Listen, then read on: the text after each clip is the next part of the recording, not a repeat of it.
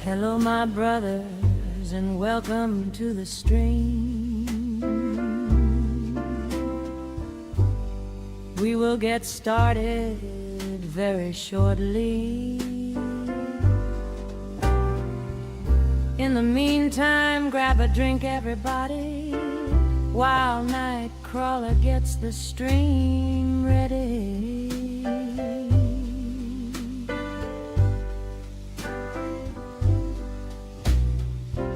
Stick around, we're all gonna have a good time. Laugh at Crawler when he starts to rage and die.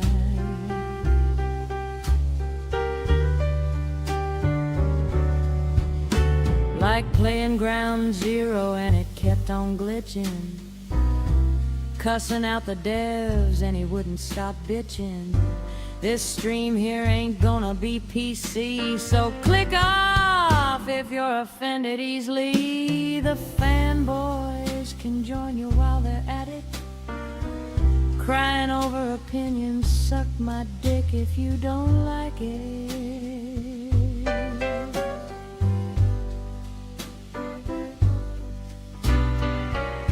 Hun watching the stream and eating some food. Isaac doing the same while sat on the loo.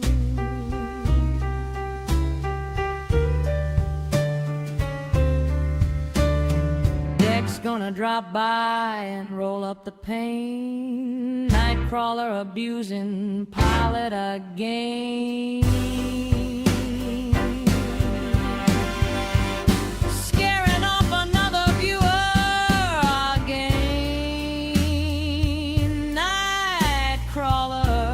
Can you play a Resident Evil game?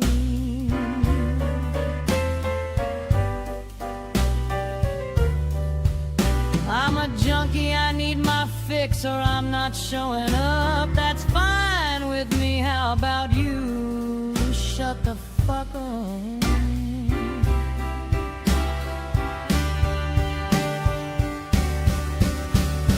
Talking about Resident Evil, are you trying to get banned? Same with God of War or any game I can't stand. Retro can agree when I say see you later.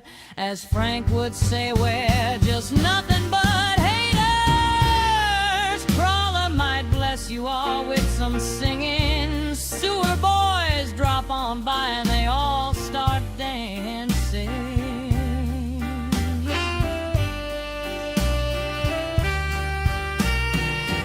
Target locked his back, still hasn't got a life. Frost Wolf got himself a stainless steel knife.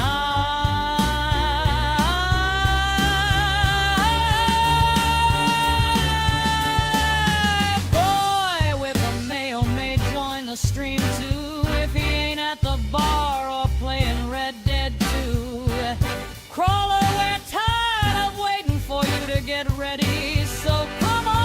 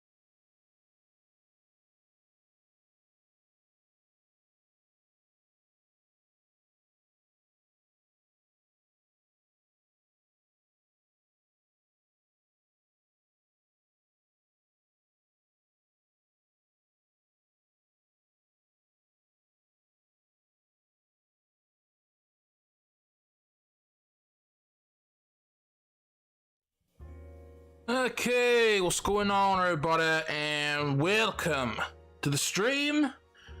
How's everyone doing today?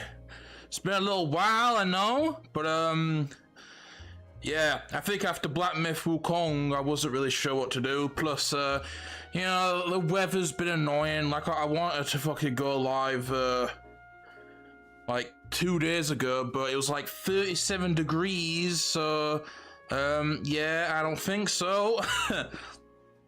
But luckily here on the weekend, it's cooled down a bit.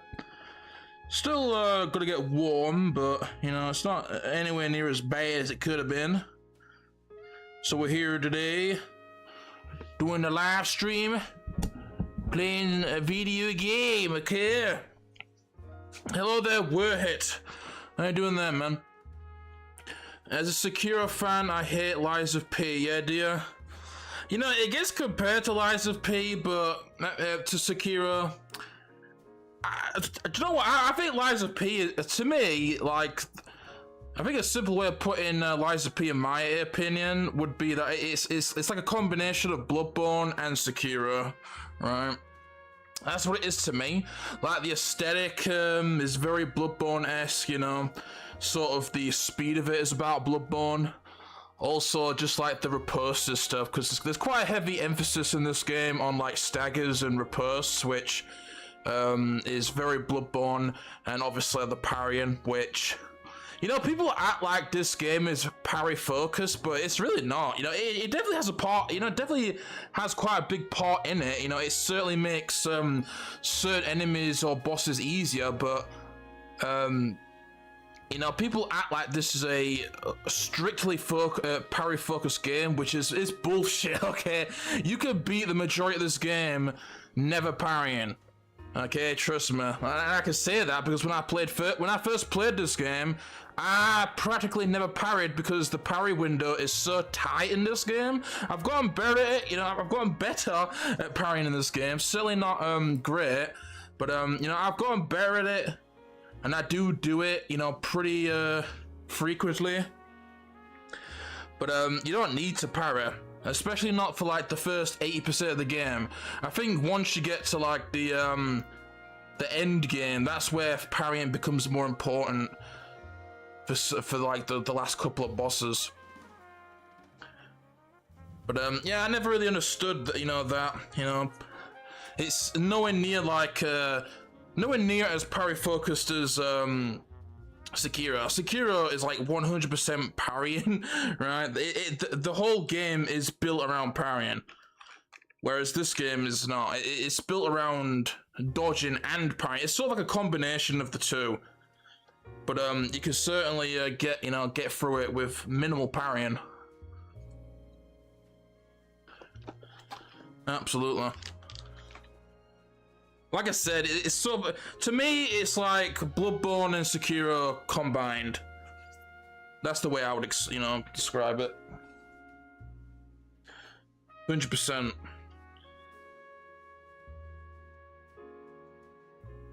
You know, there's no blocking. Well, there is blocking, but there's no like shields around. So it's not like Dark Souls. There's no like medieval type shit to it. Shields and armor, like there's no armor, you know, that's something else that makes it very Bloodborne kind of Sekiro-esque, is there's no armor. I mean, you have the armor like the what the hell they're called, the pieces, whatever, the armor pieces, but in terms of actual, like, you know, costumes, it's well, the costumes in this game are cosmetic, you know, there's no like stats wrote to them, which is that was the case in Bloodborne, right? I'm pretty sure weren't the costumes cosmetic in Bloodborne? Well, either that or they didn't have much of a impact on it, that's for sure. Which, I mean, honestly, that's kind of just like Souls games in general, where the armor doesn't really have much of an impact, you know? I think after like Dark Souls 1, where armor was so fucking strong with poise and insane damage resistance, you know, they like heavily strayed away from it because they felt like it made the game too easy.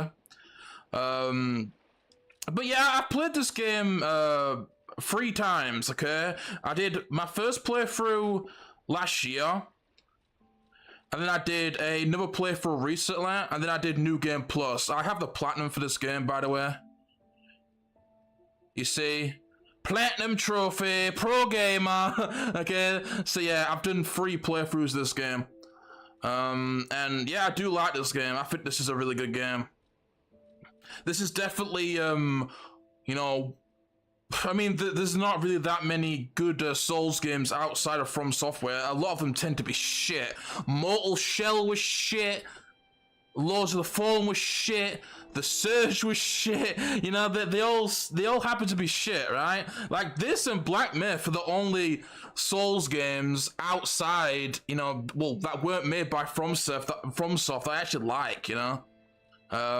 We'll just play it on the original difficulty. We're not playing on no easy mode, okay? Because they actually added an easy mode into this game, which is pretty funny. I don't know why the hell they added that. I guess maybe people... Because the thing is, that wasn't in the original game. That was added in an update, right? So, I guess people were crying that it was too hard, you know, which I don't fucking get. Honestly, this game is really not that hard. Like, I think besides the end game, this is not that hard at all, this game.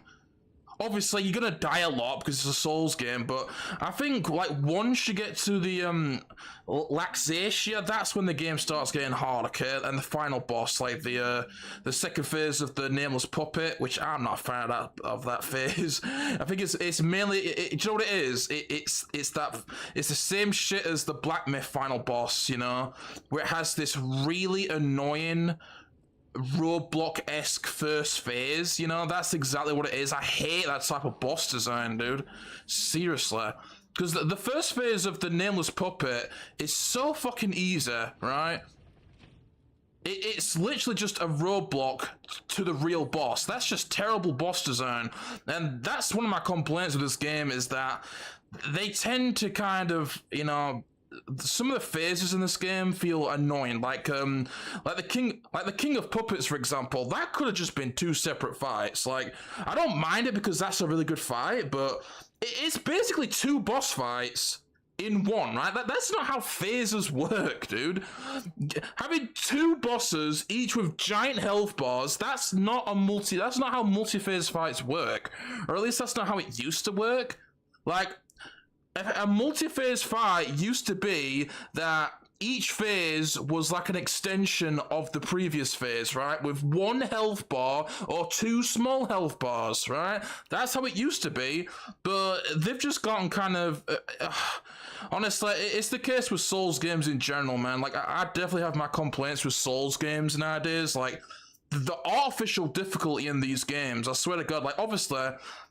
you know, people are getting better at these games. They're trying to make them harder, right? But they don't go at it the right way, in my opinion, dude. And that's one of the things I don't like, is sticking 2 bosses together, essentially, with a giant health bar each, and calling it a multi-phase fight. That's just nah. And it's fucking dumb, because this game knows how to do multi-phase fights well. It does it well for the most part in this game, you know? But, yeah. Balance. What's the one with the saber? I want the one with the saber. Is this the saber weapon? Okay, I think that's the saber, right? Yeah. I'm gonna go with a dexterity build. You know, I've never done a strength build in this game. I've never done a strength build in this game, which honestly I should do, you know, because do you know, when I play these games, I have a bad habit of just doing the same builds, right? Which, I mean, that wasn't the case in like Dark Souls 1. In Dark Souls 1, I did all types of builds, right? But, you know, in like Dark Souls 3, Bloodborne, I tend to go with the same types of weapons. I guess it's because of what I feel comfortable with. But I think the main reason why I don't want to do strength in this game is because this is a pretty fast-paced game, you know. Like you don't have like poison in this game, so my problem with it is the parry window is literally half of Sekiro, somewhere around 0. Yeah, it is very, very tight parry frames. That's why you shouldn't focus strictly on parrying, because it's too hard, dude. It's really fucking precise, right? Whereas in Sekiro, it's honestly very forgiving in that game. But in this game, very, very, very tight. Like, and there's not much of a benefit from it, you know. Like, obviously, I mean, yeah, you avoid taking damage, but so does dodging, and dodging's a lot more forgiving, right? There's more frames. The only benefit to parrying in this game is basically building up stagger, right, and breaking your opponent's weapon, which doesn't happen very often. It's more about the stagger build-up, right? There's not much of a fucking benefit, honestly. I think it's kind of poorly balanced, if I'm being honest.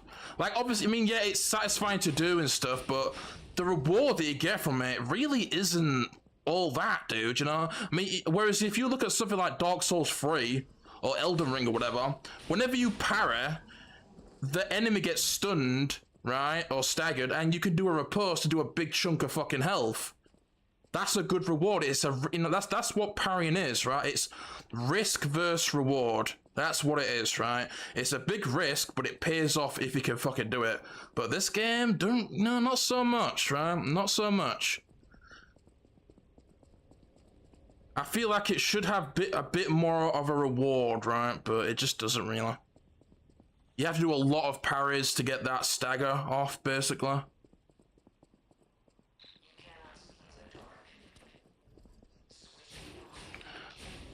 But yeah, I do like this game, okay? I do think this is a really, really solid game, you know? But I definitely have my complaints with this game. Definitely have my complaints, man. This game definitely has some shit in it that I'm not a fan of and that I feel should have been better. You know, something else that this game likes to do is the delayed attacks, right?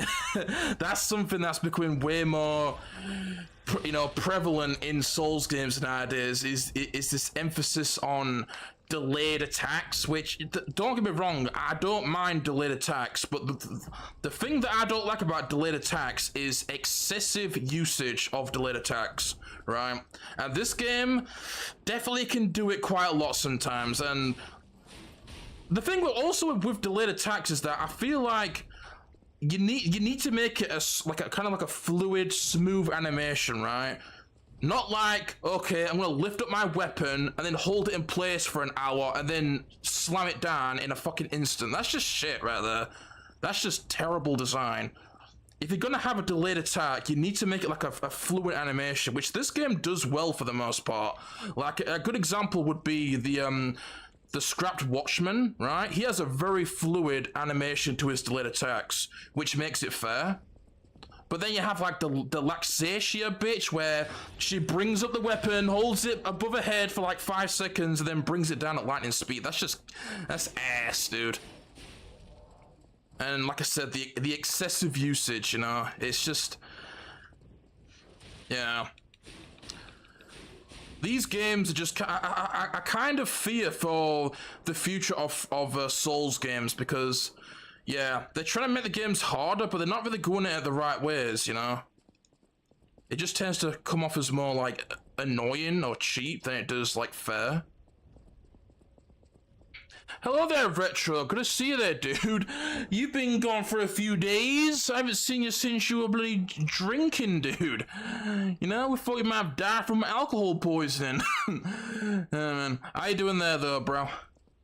I hope you're doing well, man. I didn't even complete it. I reached the city with rain, and it broke the game, where the rain was happening everywhere, even indoors. I couldn't stand that. I never touched it again. Oh yeah, did you play it on launch? Right, was it broken? Yeah, I played this like a year ago, right? So a couple of years after launch. I haven't experienced any glitches.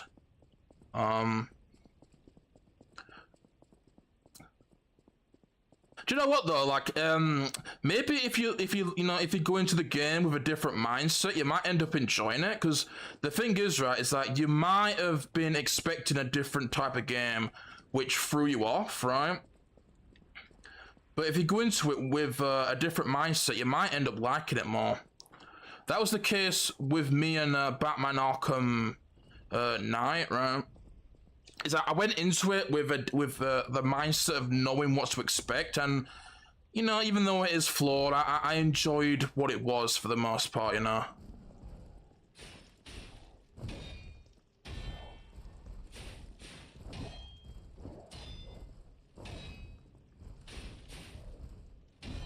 You can see that the attacks are very delayed, which especially makes the parrying very difficult. Parrying is, you know, extremely unforgiving in this game.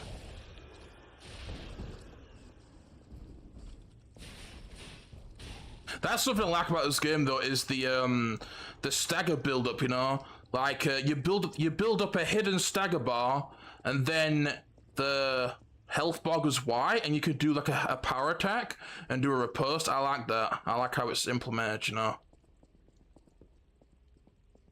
That's that kind of Bloodborne type feel. It's an interesting way of doing it as well.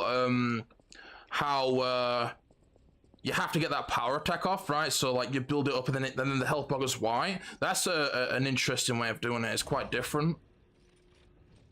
You know, usually in like Bloodborne and Dark Souls, Elden Ring, it's just kind of random, right? Where you basically just build it up by doing like excessive attacks, you know, power attacks, but it's kind of random, right? And then it just sort of happens. I think it's mainly from doing power attacks in those games, right? But in this, you have to actually earn it, you know? Like, once you build up that bar, they don't just get staggered, you have to actually get that power attack off, which, you know, if you get too eager, you can end up getting punished for that, you know?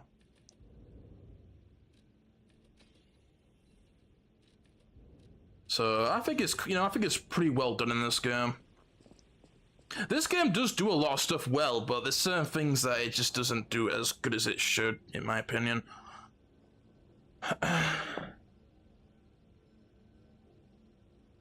I was told it's Sekiro. I didn't get Sekiro. It's like how they called Stellar Blade a DMC-like game, but it was a DMC. Who told you it was like Sekiro? What, the developer? I mean, I don't know anything about like the advertisement I wrote for this game, so I don't know what they promote it as. If they were promoting it as a Sekiro-like, then yeah, that's definitely bullshit, because this is not like Sekiro. Like I said, the best way of describing this game is that it's a combination of Bloodborne and Sekiro. That's what it is, okay? Half Bloodborne, half Sekiro. That's the best way of describing this game, in my opinion. It's certainly not a Sekiro-like, because I also hear people describing it that way, you know, which is bullshit, okay? It's absolutely bullshit. If this was a Sekiro-like, then it would be 100% parry focus, which it's not. You don't have to parry at all in this game. It can make certain things easier, right? But for the most part, you can get through this game with ease, never parrying. That's what I did on my first playthrough. Doing well, just took a step back away from Discord. Just don't have much time with it these days since I've been distracted with personal life stuff. Nothing personal, dude. Oh, I see. I see.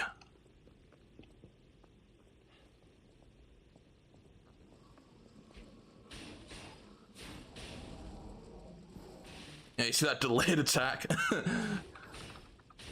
Also, you got backstabs in this game as well, which is, obviously kind of like Bloodborne. You know, there was no backstabs in Sekiro, unless it was like a stealth kill.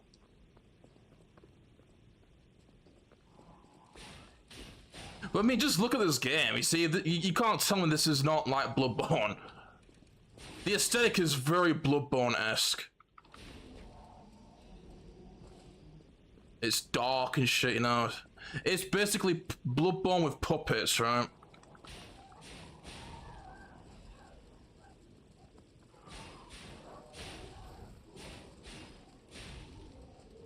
You see, this is why I like this is why I like going with this starting class, because this rapier is really good early on. You just still knock the shit out of everything. See, they can't even move, dude. I mean, you can probably do that with the other weapons as well, but I just like how nimble this weapon is.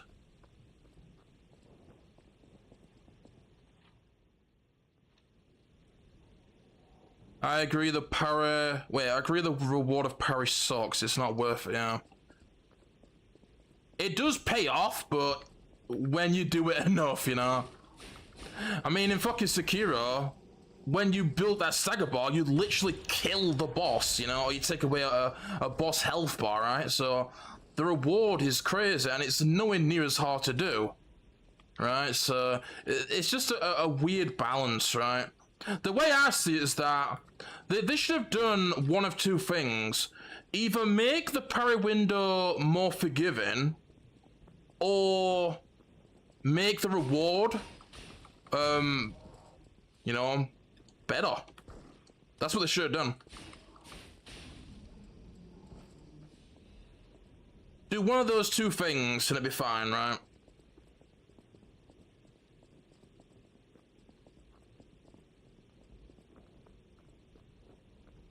Because, well, yeah. For getting a perfectly timed parry, the reward is just a little bit of stagger damage, right? And then what happens when you know, build up that stagger bar? Oh, they get staggered. Do you kill them? No, you just do a riposte, which takes a chunk of damage, which, in some cases, for certain bosses, is seriously pathetically small chunk of damage. Especially with how much health some of these bosses have, right? It's quite a you know, it's quite a jerk.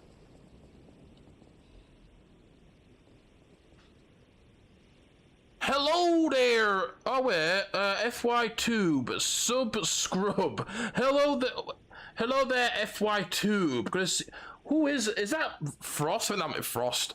I thought that was Isaac at first, because his profile picture kind of looks similar. Also, YouTube doesn't say the channel name, it says that fucking tag. I think that's Frostwolf. I think I remember that profile picture.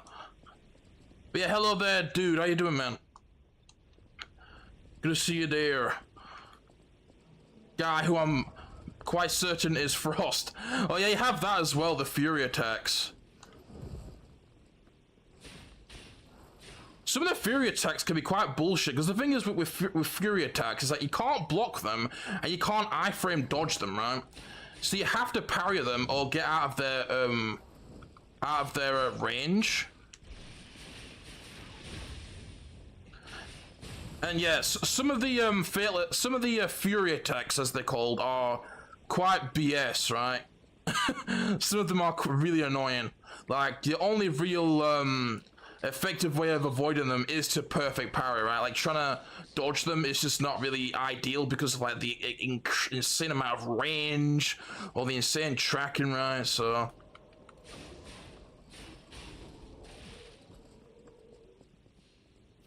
I've been playing Elden Ring recently, so I need to the buttons are different, right? Like Elden Ring, healing is triangle, whereas in this it's square, so I need to, you know... Oh, God. Oh, yeah, do you know what, as well? Going from this to Elden Ring feels so fucking weird. Like, Elden Ring feels fucking strange. Like, this game, honestly, like, the control of this game, the fluidity, feels a lot more smooth in this game. Like, you're not gonna notice it unless you play this first, though, right? If you play Elden Ring directly after this game, Elden Ring's gonna feel like shit until you get used to it, right? Like, the control, the feel of this game is way more smooth than Elden Ring. Also, something that I don't like about Elden Ring, which I never noticed, is that the fucking camera, like, automatically centers. That is so fucking annoying.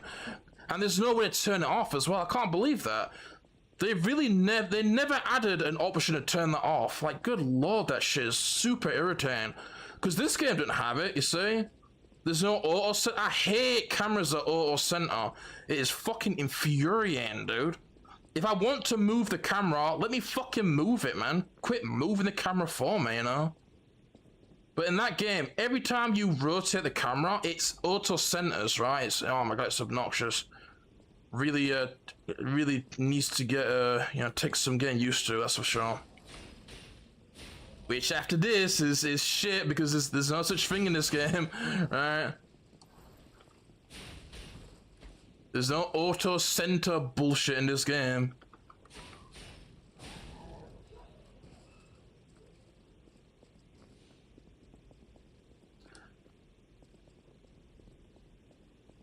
Block that hoe, by the way. It's all sorted now. Protag thinks he's Winter Soldier with the metal arm. Yeah, good retro, man. You know, obviously it's a personal matter. I don't really want to talk about it on stream, but yeah, don't get played, okay? Don't. You did the right thing, you know. Just block, ignore. That's all you need to do. Oh yeah, that's something. Yeah, but yeah, that's something else in this game as well, which I guess is kind of like Sekiro. Is the metal arm, right?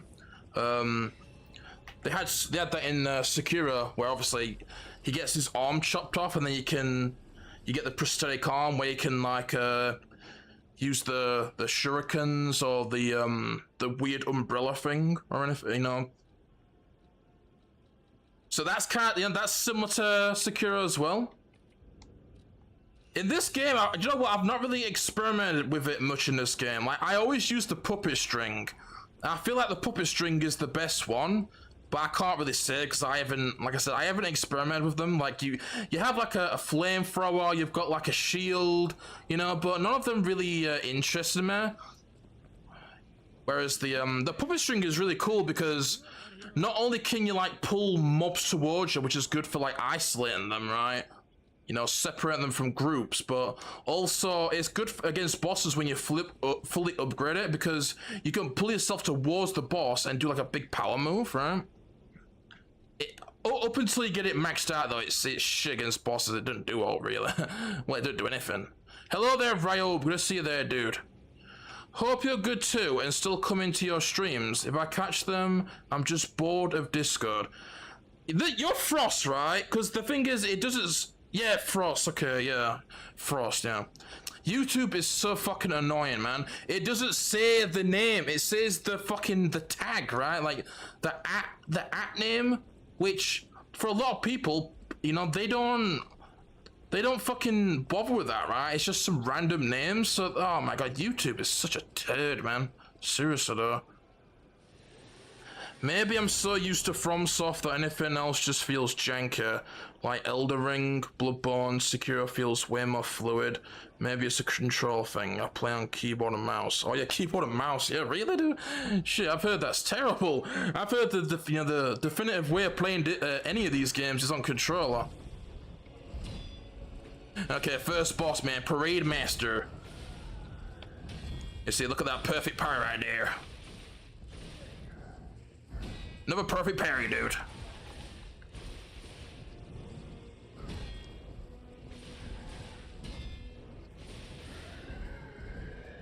You see, the dodge is also very effective.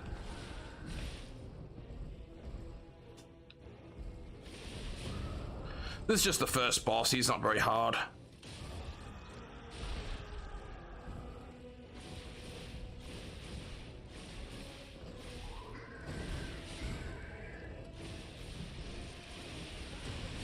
Also, this game has a big emphasis on stuns, right? Like, staggering and stunning enemies is incredibly strong.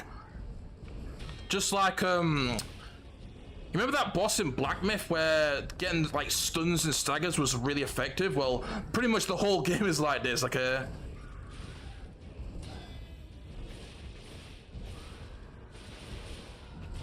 Okay, that was a bad parry. Bad parry. You see, you can't block that, so either get out of the way or parry it.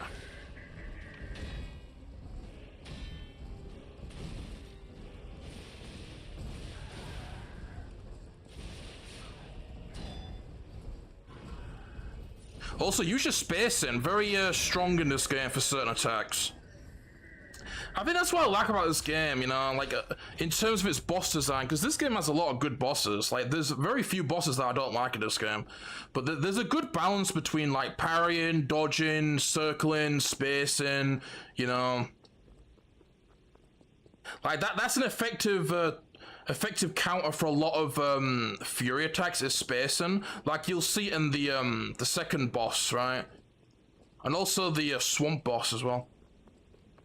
But yeah, we're hit, you know, like, I mean, it depends, you know, like, you might just not like this game, you know, but if you go into it with a different mindset, right, then you might end up liking it, you know, if you give it another try. Because, I mean, but, you know, if you said, you know, if it's like what you said, where you went into this thinking it was going to be like Sekiro, then that's not good, because, yeah, this is nothing like Sekiro, so going into it with that mindset was that definitely didn't help. But if you go into it with a different mindset, like I said, it's Bloodborne and Sekiro, okay? So go into it with that mindset, right? Okay, it's like a combination of Bloodborne and Sekiro. You know exactly what you're in for. You might end up liking it, okay? There's a lot to like about this game. You know, the boss fights for the most part are really good. You know, the weapons are really cool. That's something that's really unique about this game, is that in this game you don't just have like weapons, you have like, you can basically combine the weapons, because you have the blade and then the handle, right? So you can combine different blades with different handles and have all different types of combinations. It's really cool. Also you have this lion system, which, you know, it's just for endings, but yeah, you know, it's got good level design, level exploration, you know. It's a good game, you know, it's definitely a solid game. It has some shortcomings, you know. It's not the longest, right? My first playthrough was about 30 hours. There's also no optional kind of secret bosses, right? Like, every boss in this game is a mandatory boss. There's no, like, secret area like the Nameless King or Malenia, right? So maybe, you know, that's a bit of a downside, I guess. The enemy variety, you know, the enemy variety is good, but it's definitely not from soft type good, okay? You know, it's you know, it's acceptable, all right? It's got acceptable enemy variety, right? It's certainly not bad, but it's definitely not like From Software type good, where there's just hundreds of different enemies.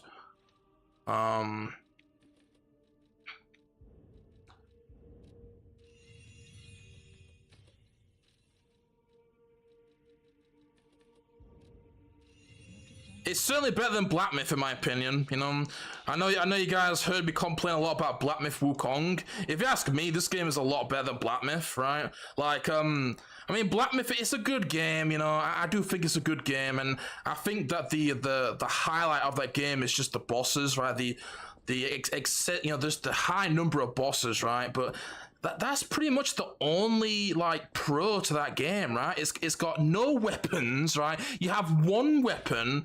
The regular areas are fucking terrible, which is like a lot of the game, right? It's got a lot of shortcomings, that game, whereas, you know, where the bosses are basically the only fucking the good thing about it, right? Just the insane amount of bosses, right? And I think this game is overall a much better game, right? It's got, for the most part, quality bosses, fun level exploration, really cool weapons, right, with different combinations. Yeah, you've got the robot arm, which is you know, kind of, you know, not really that unique. You know, Sekiro had it, but it's something else. You also have this as well, these Fable attacks, which is a fun thing about it. You know.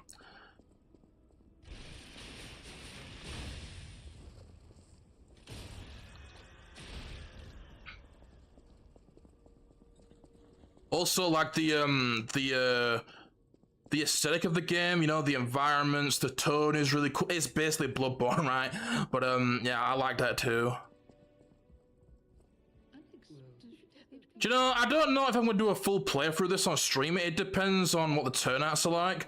But if I do a full playthrough of this stream, I'll try and go for the the best ending, right? Where you do all the quests and stuff and get all the, you know, the humanity, right? I'll try at least, but...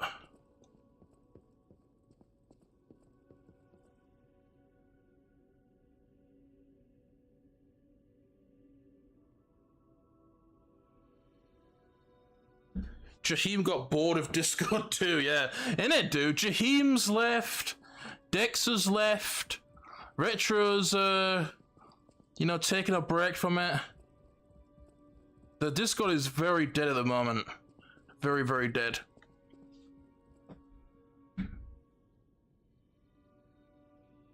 Keyboard and mouse feels awesome. If you're smart and understand, you can rebind the keys to your liking. Okay, I see. I mean, I'm not much of a keyboard and mouse user, so... Keyboard and mouse is definitely superior for FPSs. Or I guess just shooters. Okay, well I don't think there's anything else we could do. Hello there, Dead Cat. Good to see you there, brother. Is there any ranged combat in this game? There is kind of, but if you talk about magic, no. There is no magic at all in this game. There's no magic builds. This is a strictly melee-focused game, alright? So, you know, you can't do any OP magic cheese builds, right? The closest thing to ranged combat in this game is like basically fire bombs, right? You know, throwables. Which... apparently are really good in this game. I don't use them, right? I pretty much never use like any type of finite resource, but yeah, you can throw like throwing cells and stuff like that, but that's as close as it comes to ranged combat. There's yeah, zero magic in this game, which people may not like, but me, I'm not a magic user, so I don't care, you know.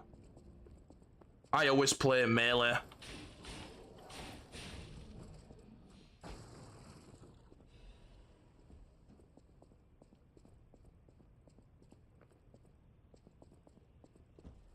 The hell are you doing, man?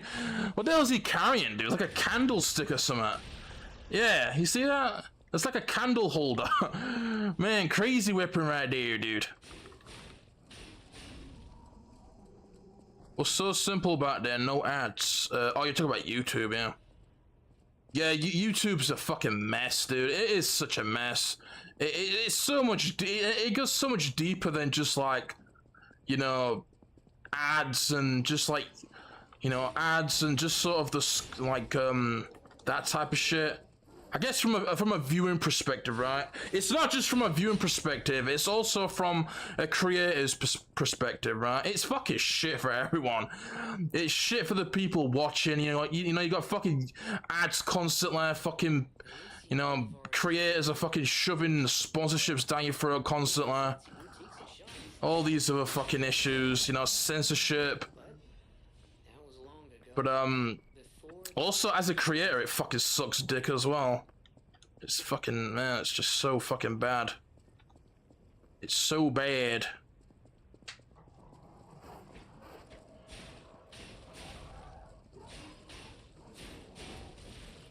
Man, what the hell, get out of here.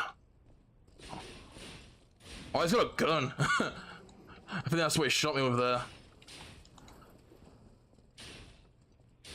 Oh, do you know what? This is something that I'm not a big fan of in this game.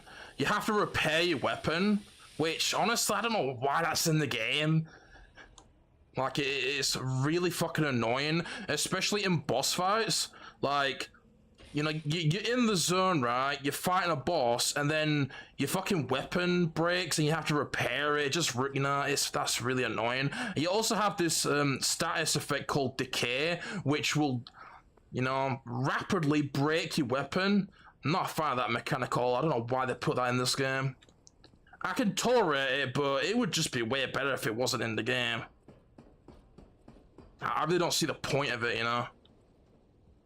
I understand weapon durability is a thing, but even in Dark Souls 1, weapon durability was never a problem. You didn't have to repair it mid-boss fight, you know?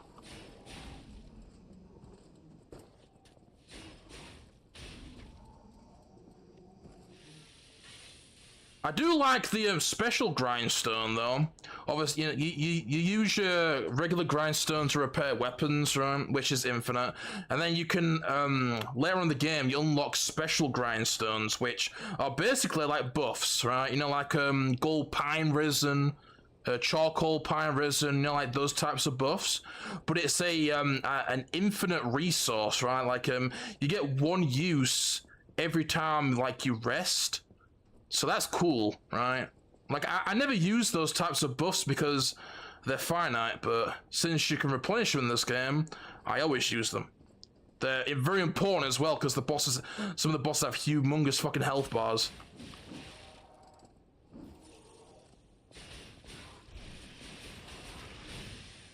So this guy's a bit of a special enemy, doesn't respawn, this guy.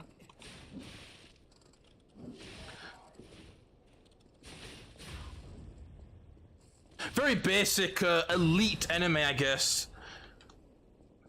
But later on, you get much more, you know, threatening, elite type enemies.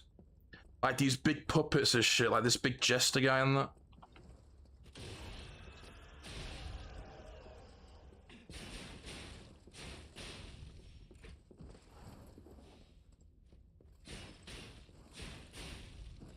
Get out of here, man. Pick up all these fucking items that for the most part I won't use. You know? I don't even know what half the items are, man. The only ones that I use are like, obviously, you know, weapon materials, you know, upgrade materials, and soul packets, you know, or ergo, as it's called in this game.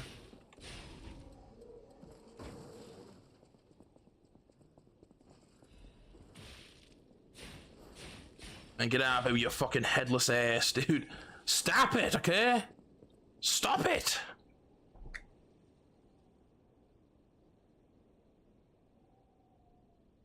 Just have to get into it and accept that will get your arse pounded repeatedly before you win. What, this game? Yeah. Definitely, there's definitely some pretty difficult bosses in this game. Honestly, I think there's pretty much like 2 hard bosses in this game, like. Well, I mean, I guess from like at this point, because you know I played this game a few times, right? I'm pretty good at the game now, and I think that there's like 2 hard bosses in this game. There's the second to final boss, and then there's the final boss. But they're kind of hard for stupid reasons, right? Like the second to hard boss is mainly hard because is this the way I have to go? Well, it's a 2-phase fight, right? And once you reach that second phase, the boss just fucking, you know, goes like super crazy and just attacks constantly. And also you have that first phase, which is like a roadblock, you know, so it makes it hard to learn. Like, I still don't even know how to fight that boss. I usually just DPS the fuck out of her, right? And get out of here with those throwing sailors, dude. Oh, this guy's annoying as well.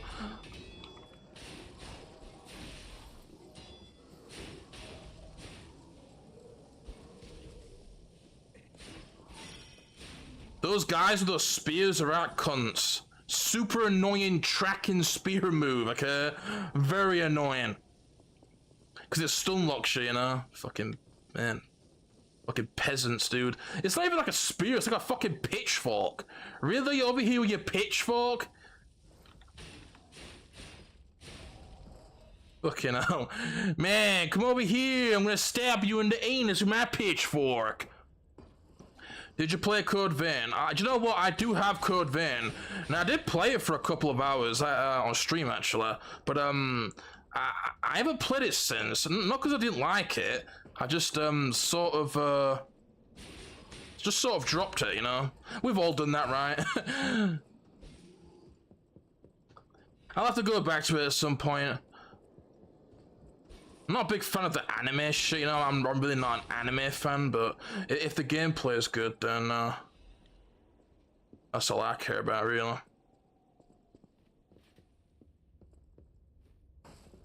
Ooh. Get out of here, man, with that fucking stick, dude. I think I missed something, actually. Wait, can I go back up? Because there was like a ladder. The thing is with this game that there's quite a lot of important items, yo. Unlike Black Myth Wukong, right? Unlike Black Myth Wukong, you actually feel like incentivized to explore.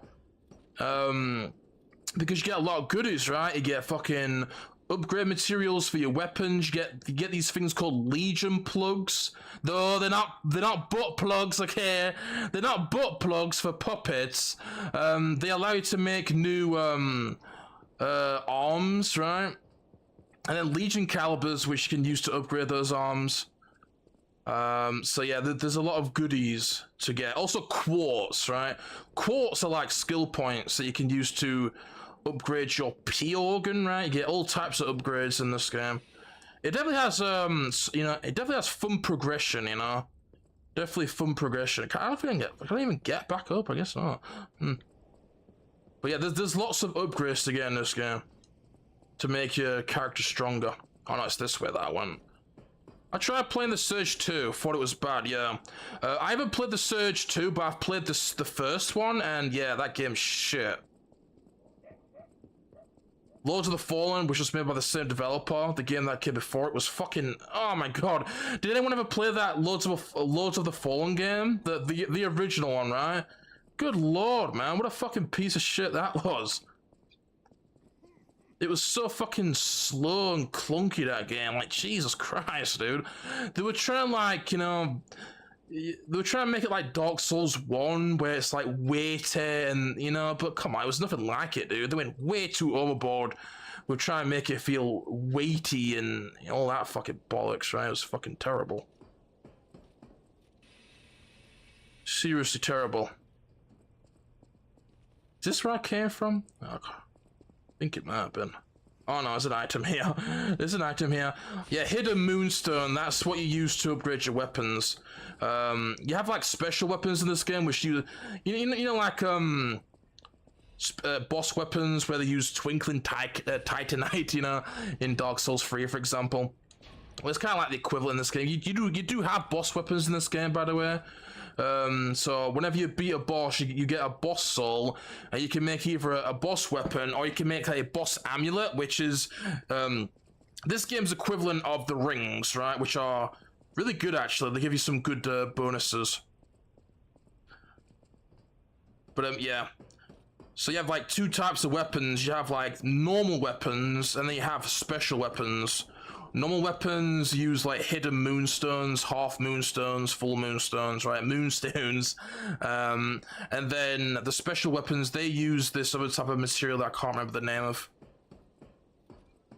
The special weapons you can't disassemble. The normal weapons you can take apart, like I said. You can put different blades on different handles and make different weapon combinations, right? But you can't do that with special weapons. And yeah, special weapons, you get like these like scythes and shit, you know, some cool shit.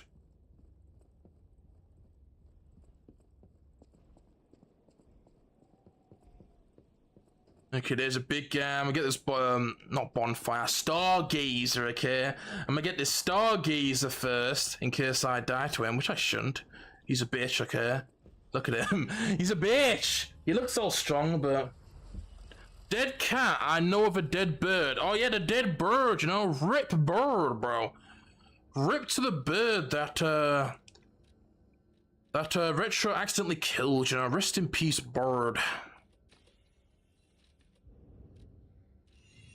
But yeah, here are your stats. You've got vitality, which is health, vigor, stamina, capacity, which is very important. I should be upgrading that, actually. Very important to upgrade your capacity, your weight, all right, because it allows you to equip more useful armor pieces, which are really good in this game, right? You don't have like armor sets like your costumes, but Yeah, I get it. Here, look, you see, defense parts, that's what they are. So you really want to equip your capacity so then you can equip more powerful defense parts. Your costume is purely cosmetic. It doesn't do anything. So I don't even really bother with it, you know.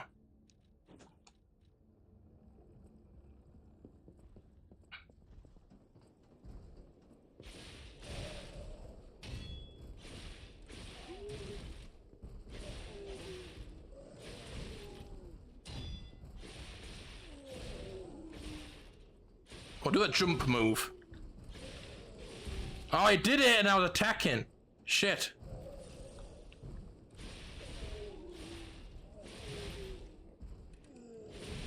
Yeah, you see, there's no poise, so you need to be careful when you go for that power attack. Yeah, this guy's easy. I didn't even do that much damage. Give me this. Star fragments are used for jolly cooperation. Okay, they're what you use to summon other players or whatever. I don't ever use summons. Okay, thanks. I'll probably play this game eventually. Yeah, I'd recommend it. It's a good game. If you like Bloodborne and Sekiro, and you want to play a game that is like a combination of the two, then yeah, must play, okay? If you've ever wanted a game that is, you know, Bloodborne and Sekiro combined, then yeah, definitely a must play for you. That's exactly what this game is, okay? Don't listen to all the people that call this game a Sekiro-like, right? Because I hear a lot of people saying that, and this is not a Sekiro-like, okay? It's Bloodborne and Sekiro, if it had a child. That's what this game is, alright? It's not a Sekiro-like.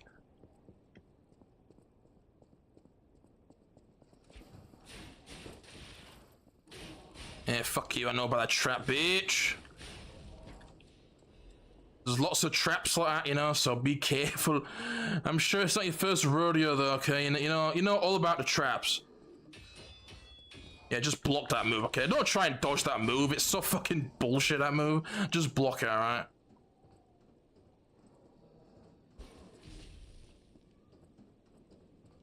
Also, the game likes to do that as well. Put a fucking item on like a little thin fucking platform and then put like a guy that'll throw shit at you. So, you know, don't fall for the game's tricks, okay? Thought maybe able to shoot a pistol or something. Nah, there's no pistol. Do you know what though? I want to see more Souls games that use guns, because the only Souls game with like gun-based combat I can think of is Remnant from the Ashes, right? Which it was a pretty good game. It was flawed though. But I'd like to see like a really good Souls game with gun-focused combat, right? There's a lot of potential for a game like that. I don't know why there isn't one, really.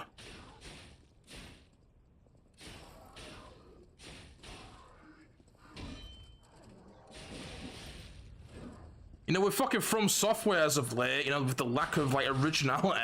Like, I mean, Elden Ring was good, but it was just fucking Dark Souls, you know? Like, I liked what From Software were doing with, like, Sekiro, you know? They were expanding their fucking, expanding the genre, right? Trying to, like, make, you know, do something with it. You know, do something different, right? Like, after Dark Souls 3, they tried to try something new, you know, with which they did with Sekiro, which was awesome, you know. It's a really good game. I was hoping that they'd continue down that road, you know, of making Souls games, but like with a different kind of spin on it, you know. Like Sekiro was just Sekiro was basically a Souls game with a parry kind of samurai ninja twist on it, you know, with stealth or whatever. I want to see him do more stuff like that, you know, like I'd like to see From Software do a game with guns, you know, with third person type shooting, right? Like you know, Gears of War type shooting, Vanquish, you know, that type of shooting, right? Over the shoulder third person type shooting. So I'd like to see a From Software game like that, and also maybe like a From Software game like in like some sort of sci-fi game, because I mean all the games they do, it's all like medieval and, you know, kind of old type shit, you know, like, you know, Dark Souls is very medieval. Sekiro is kind of like old, you know, Japanese mythology or whatever. It's all kind of like old type stuff, right? So I want to see them try something different, you know. Maybe try some kind of like futuristic sci-fi type game. Maybe try like imagine like a fucking some sort of like World War. Imagine a Souls game made by From Software that took place in like a World War II kind of Nazi type era, you know? Like Wolfenstein. Wolfenstein Souls, you know? Come on. Robot Souls, Wolfenstein Souls, third-person shooter Souls. Like, come on, man.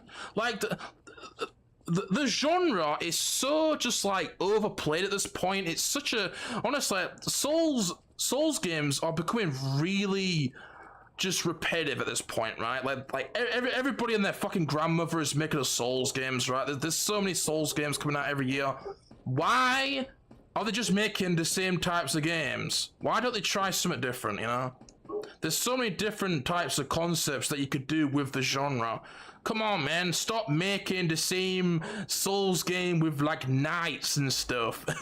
Or, you know, or fucking gothic type shit. You know, like this game is just like Bloodborne, right?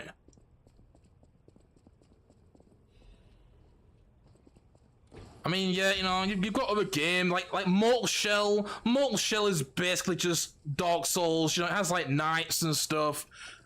Right, I mean, Code Vein, it's like a different aesthetic, it's anime, but it's still kind of just like a lot of knights and that, you know, kind of like melee type stuff or whatever.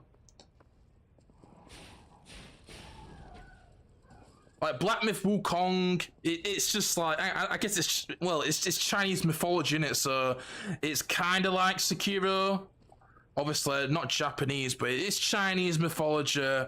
It's not really that different, right? It's a little bit different, but not really that different. I want to see something like really different. You know, sci-fi Souls and shit. Wolfenstein Souls. Just something, you know, something cool, something different. There could be all types of cool ideas, man. There's a lot of potential, man. I think that's just gaming in general, though. It's just the lack of creativity, the lack of innovation, right? Developers play too safe. That's what it is. Way too safe, right? There's no risks anymore. It's all the same shit. And like, yeah, you know, Elden Ring, it's a really good game, but it was a really safe game. Like, I think over there making it open world, it was just Dark Souls, right? It's basically Dark Souls 4 open world. That's all it is, really, right? Which is cool and all, but I think at this point, if the next fucking From Software game is just another fucking a game with knights and medieval or some sort of like fucking, you know, Japanese mythology or, you know, just kind of like that tone, it's gonna get fucking old at this point. I think unless they do a Sekiro sequel or a Bloodborne sequel, I want to see something completely different, okay? I don't want to see another Dark Souls. I don't want to see another Elden Ring, alright? Either give me a Bloodborne or Sekiro sequel or do something completely new. That's what I want to see from Software. What about you guys, you know? How do you guys feel? Because obviously there's a lot of people that just like more Souls, you know? They just can't get enough of it, right? They just want more Souls games. They don't really care about innovation, you know? They just want their Souls fixed, which is fine, you know? I'm like that too with certain genres. But yeah. There's just so many Souls games nowadays. There just needs to be some innovation, you know? At least with like the tone, the setting of the game. And I mean, I guess there are some that try to do it a little bit different, like I was talking about sci-fi Souls, right? Like robot Souls, which I guess that's what the Surge is, but the Surge is shit. So, you know, I mean, yeah, that's great and all, but the Surge is fucking shit, so what? It doesn't even fucking matter.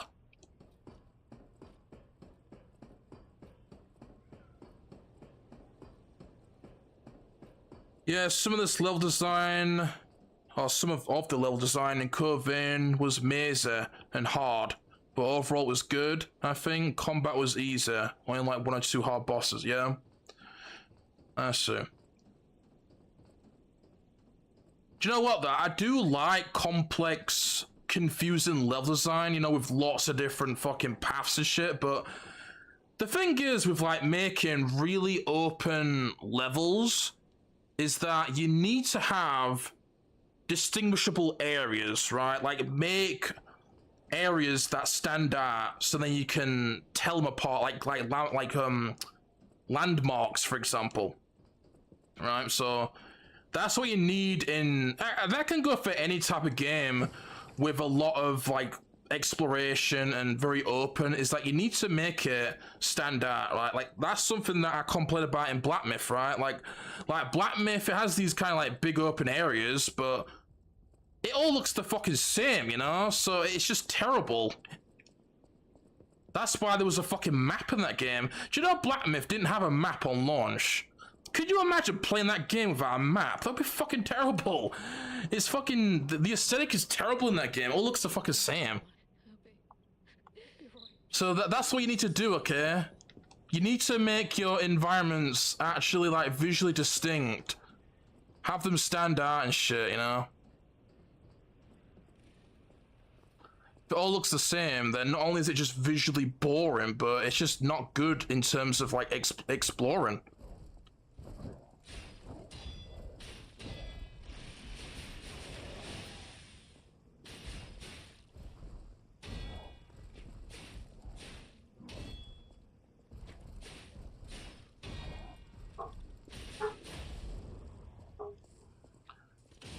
Alright, get out of here, man. You get a weapon from this guy, by the way. You get his baton, police baton. Oh, my weapon's almost broke. Oh, God. Come on, repair the weapon, dude. You see what I mean? That's just not really a fan of that, you know? It just interrupts the flow of the fight. It doesn't happen very often, you know? I think, like, unless a boss has decay, it doesn't really happen, but it is still annoying, you know? Even if it is tolerable. Also, another cool mechanic in this game is that once you use up all of your pulse cells, which are basically your Estus, right? Once you use them all, if you can survive and hit an enemy enough, that you can recharge a pulse cell, right? Which is really cool because it rewards the player for surviving. Right, you're on your fucking last health bar, right? And you can earn back a flask, which is really cool. Rewards the player for hanging in there and, you know, not giving up or whatever. Really like that mechanic.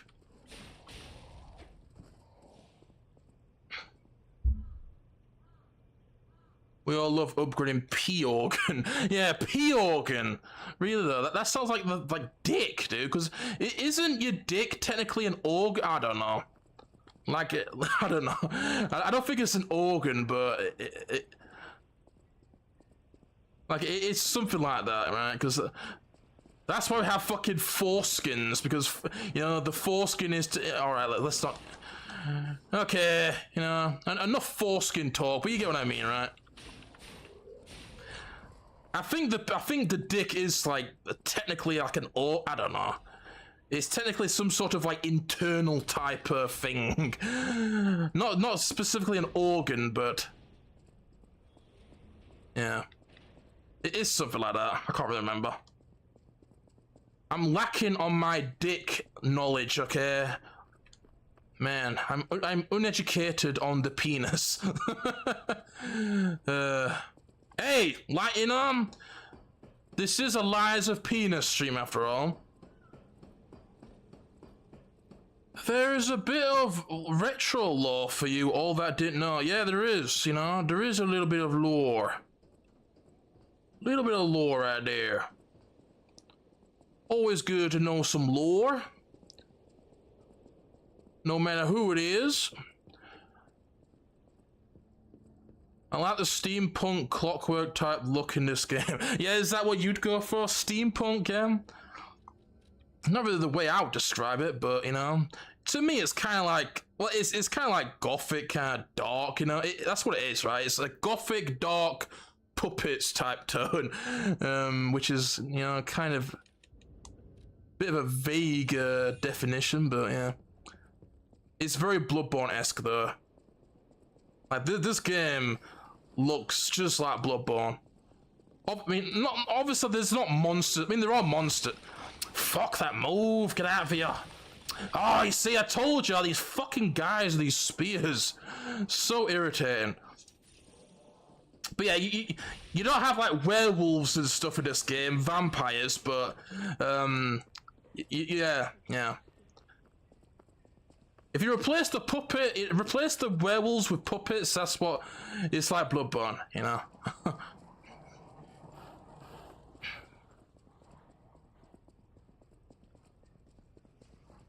Alright, we've got a NPC kind of mini boss up ahead. Oh, it's an item there. I don't even know if it's any good.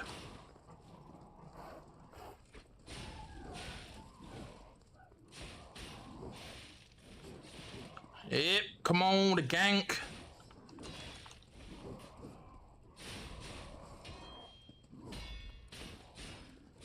Come on, man! I was supposed to go into this fucking boss with health.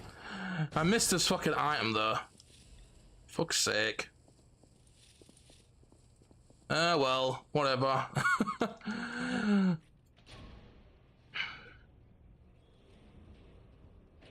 They already have armor core for that's not a Souls game. I'm talking Souls game. I'm not talking about a From Software game.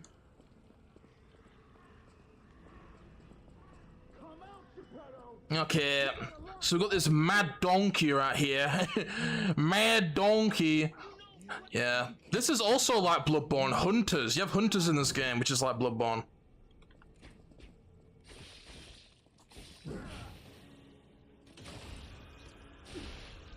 Okay, I have like no health, so...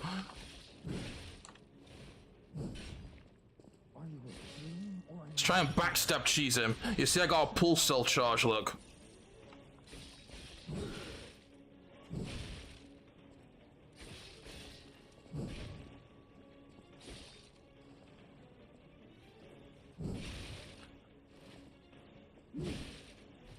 Some of the NPCs are extremely annoying, by the way.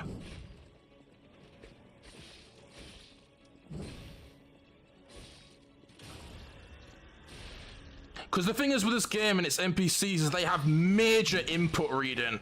Seriously. They will input read the fuck out of you, these NPCs. Especially certain ones.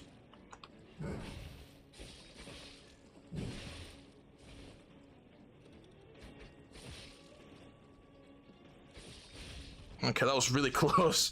I'm gonna be skipping cutscenes, by the way, because you know I might let some of the boss ones play, because you know, typical cool Souls boss intro fashion. Oh yeah, saving this guy gives you an extra pulse cell as well, which is cool.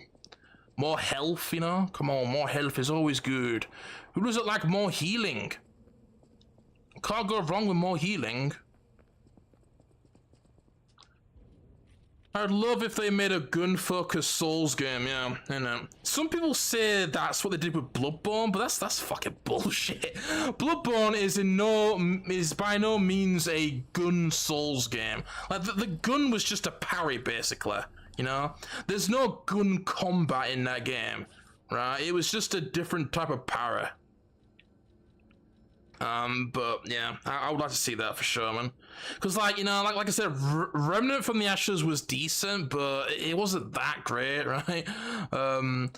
Also, it was like randomly generated worlds, which I'm not a fan of that, dude. And just, you know, some of the level, you know, I don't know, it had issues, basically. The combat was fun, right? The combat was fun. But I want to see the, you know, the From Software Souls type quality with that type of combat, right?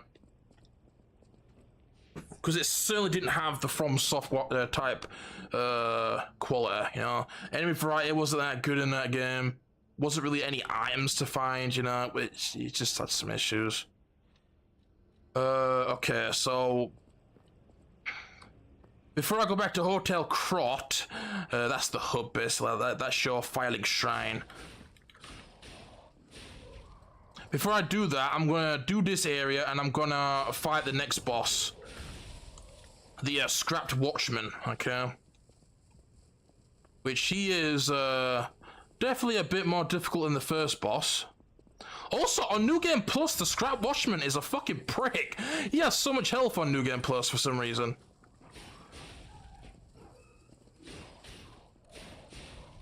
Also, something else about this game is that you have 3 types of enemies, right? 3 categories of enemies. You have puppets, you have carcasses, which are like these, they're kind of like these blue clicker type enemies, right?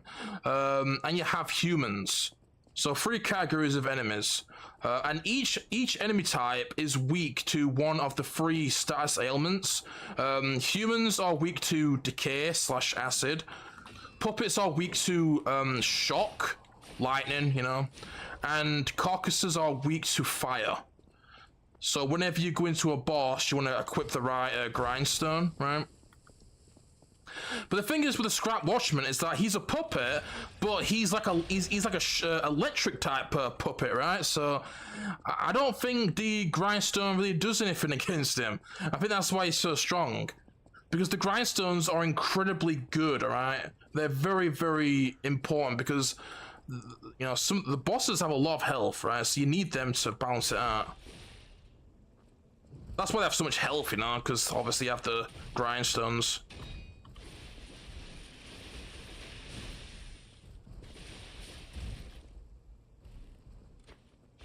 This guy has the item that we need for that quest, by the way. Well, I don't think you even know what quest I'm on about, but we talked to this old woman at a window, right? And she wants her baby, okay? And her baby is right here. Yeah, this is her baby, you see? Broken baby puppet.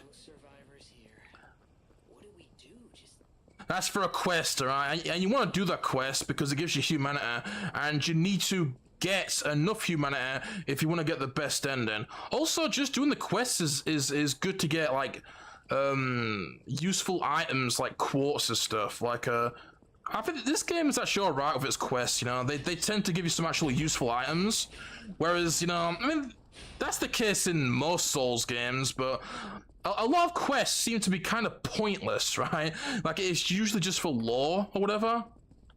Which I fucking hate that, dude. Souls quest design is so fucking shit, you know? Like, it's annoying because of how cryptic it is and how easy it is to fuck up and miss, but the rewards that you get just aren't that, dude.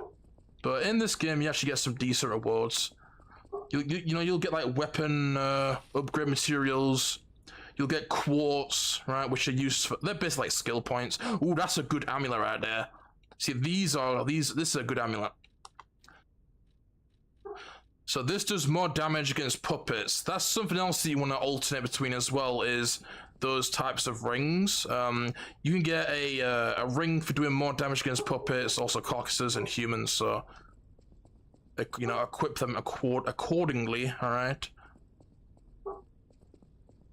They do about 10% extra damage. It's not like Dark Souls 3 where the rings are fucking utterly, you know, pretty much pointless because the percentage is so minuscule, you know? Because like after Dark Souls 1 and how like useful the rings were in that game, they just fucking nerfed it, you know? Like it was the same thing that happened to poise. Like that's what happened in Dark Souls 3 after Dark Souls 1. Armor and poise was so powerful, rings were really strong, you know, like with the FAP ring and the red tearstone ring, they just nerfed the shit out of them, right? And made them, you know, very, very, I mean, obviously they're useful, but they don't provide that much of a buff. Which I hate that, you know? I hate when upgrades are so fucking small. Like, 2% extra damage. Like, come on, get out of here. What's even the point of that, dude? I want to see actual, like, significant improvements. Okay, so here's the Scrap Watchman. This guy's kind of like that boss from Bloodborne. You know, that big electric type beast? That's what this reminds me of. There's a lot of inspiration from Souls games and Bloodborne, you know. And this one is, I mean, he even stands like him, you know? But yeah, look at this guy's delayed attacks, and look at what I mean with what I was talking about earlier.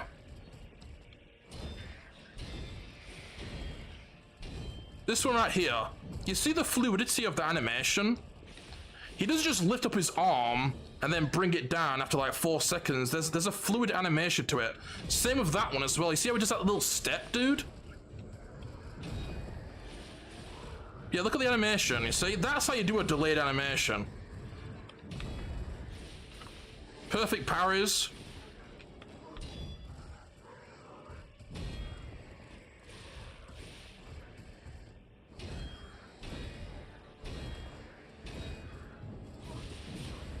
That was risky.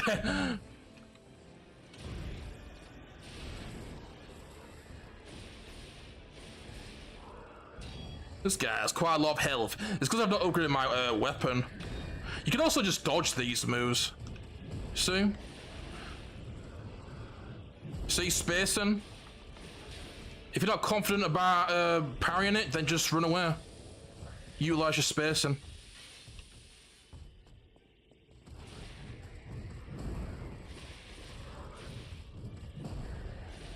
Once again, just run.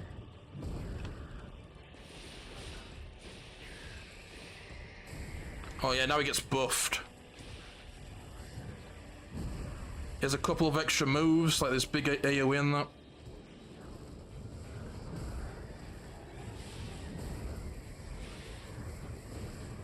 Oh, that was a bad parry. Too late on that parry right there.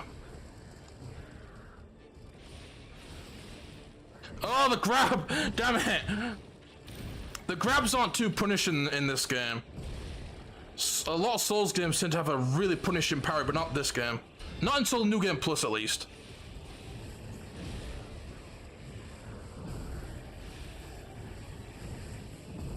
Okay, let's just not risk ahead. Well, that's a rare move right there.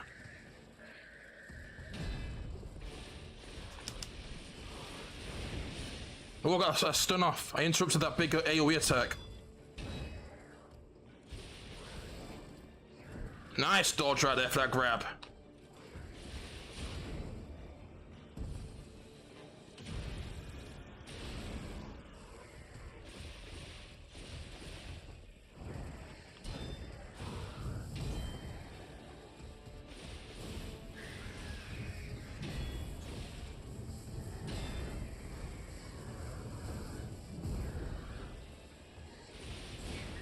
There we go.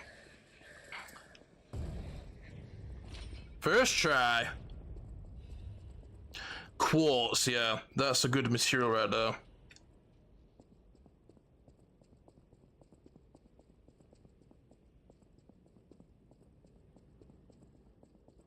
Oh wait, you have to go back to Hotel Krat, yeah. You have to get the I think we're done. yeah, you have to get the key. Back to the hotel. Yeah, okay. Where should I, take that off, and, oh yeah, by the way, you get an infinite homeward bone in this game, which is kind of, cool, you know? You don't have to, you know, run back to the, bonfire, right, or survive. You can just, teleport back. Don't risk losing your souls. This game has the same soul system as Dark Souls, by the way.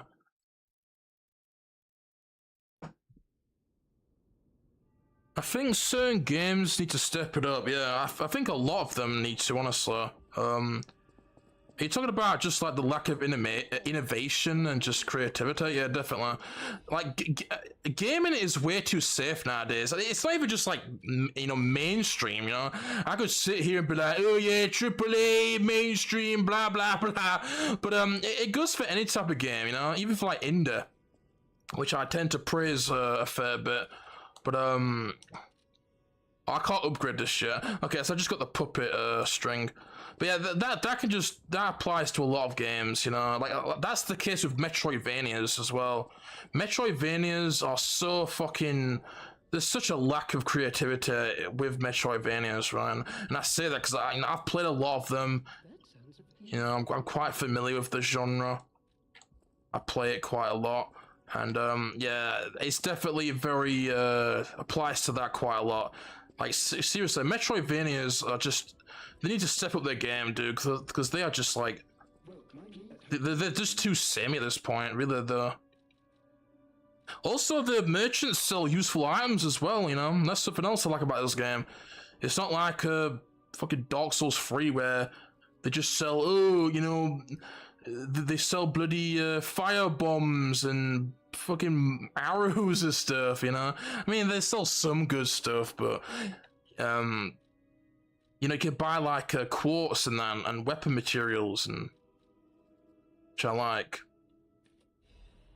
Just buy both of them actually. I like variety. I don't just stick to a single type of game genre. They definitely need to mix it up a little. Oh yeah, definitely, dude, definitely. I'm not like that at all. There is quite a lot of people like that, though, that just play the same genre. Are you like that, Were Hit? Because, I mean, I don't really know you that well, but you seem to talk a lot about Souls games, you know? Are you like Souls, primarily Souls type guy, which is fine, you know? I'm not like dissing, you know? I'm just curious. Oh yeah, okay, here it is. Look, so this is where you can disassemble weapons and combine different blades and stuff. It's a really cool mechanic.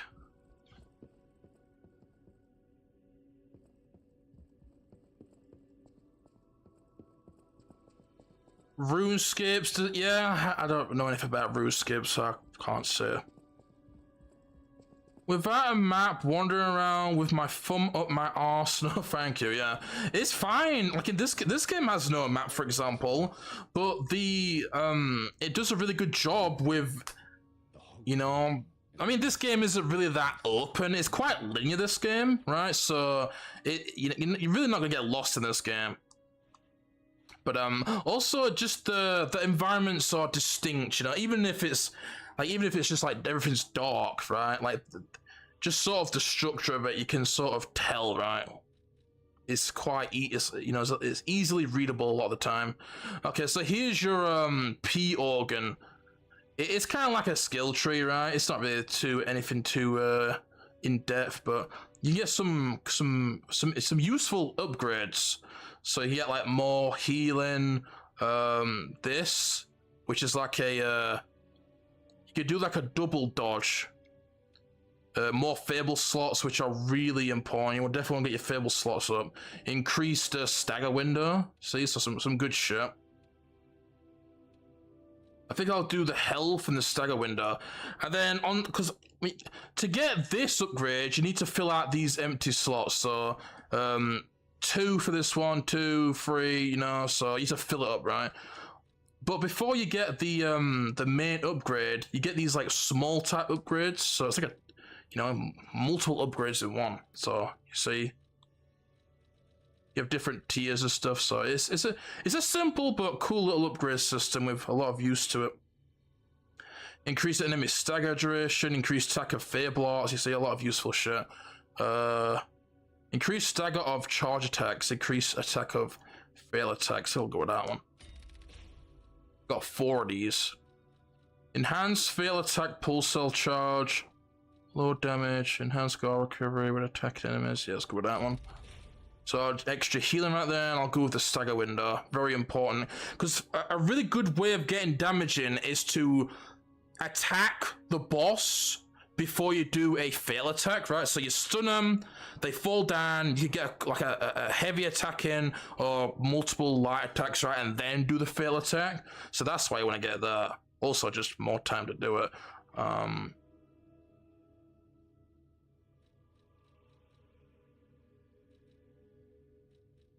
Charge Legion when a limit.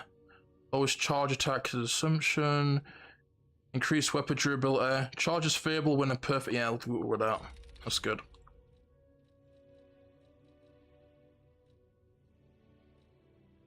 Increase ergo upon eliminating enemy. Yeah, we'll do that.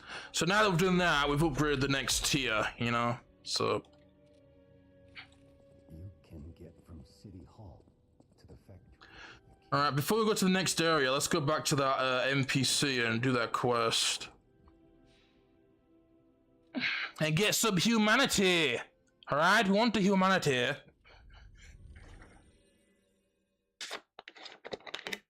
Fortnite had classic foreskins, yeah, did it? Oh man. Oh, fantastic foreskins, yeah. Fantastic foreskins. I remember that.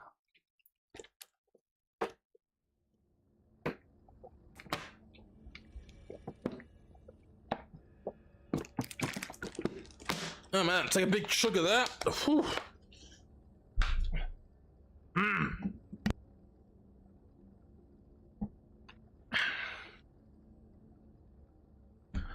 That sliding down the ladder mechanic is impressive. What, the animation? Yeah, you like that animation? Yeah, he slides down it from using his robot arm, you know. Because I don't. Is it even realistic to slide down a ladder? I don't think it is, right? So the fact that he uses his robot arm, it's more realistic. You know, I'm not one for realism, but it's a cool animation, I guess. Okay, so we get to make choices, right? And they're very important for getting humanity. You need to lie, right? So for this one, for example, we need to lie, right? Lie, and then we get some shit. So we get a record, right? Listening to that record will give us more humanity. And we also got an ergo fragment, so not much of a reward, but it is definitely very, very important for getting the best ending. Which, I mean, getting the best ending to do all, you know, I guess the best thing is for lore or forget the trophy. You know?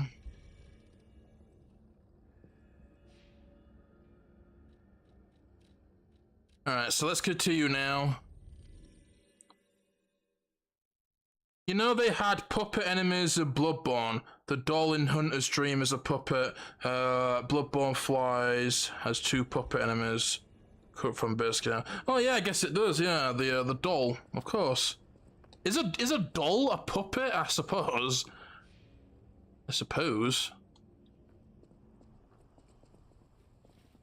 Oh wait, I didn't get the Stargazer at the boss fight. Oh well, who cares?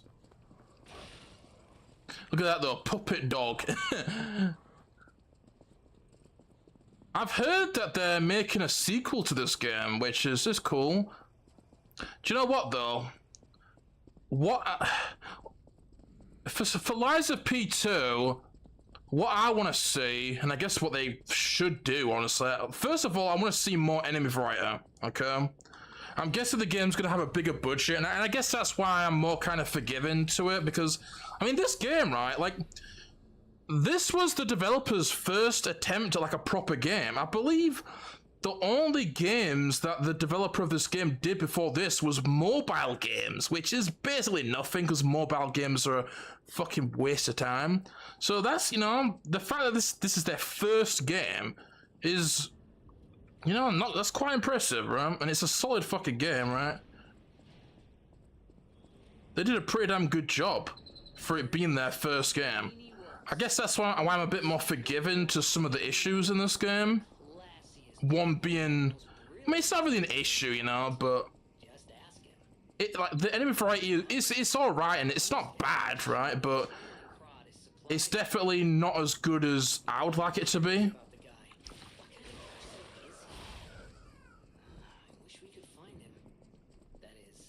That's something that I think is just very important in any game, especially a From Software game.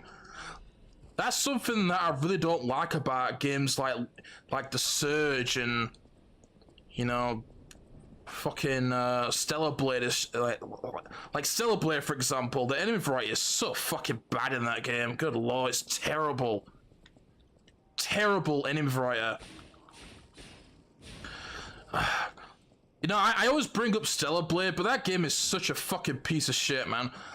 Stellar Blade is a blatant example of putting your time, your fucking focus, your resources into the wrong things, right?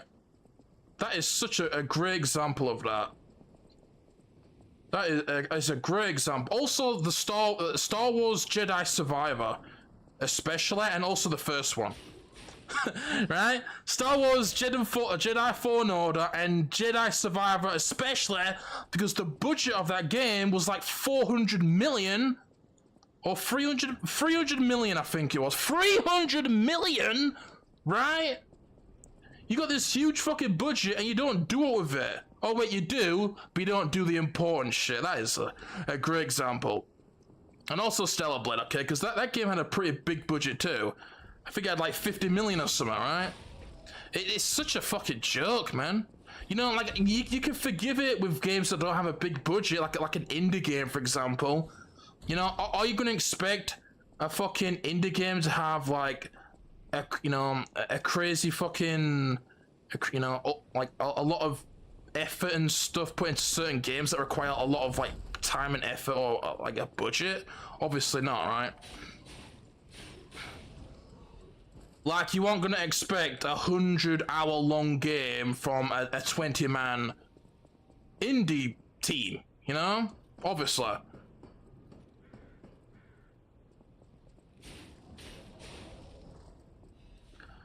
And that's the thing with, like, with Stellar Blade, for example, is that Stellar Blade is a full-blown team, big fucking budget, and to have that just piss poor level of enemy variety is unacceptable, man.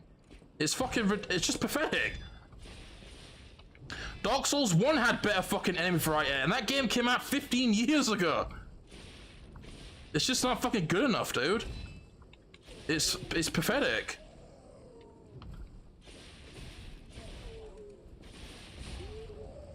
It's seriously it's so piss poor in that game.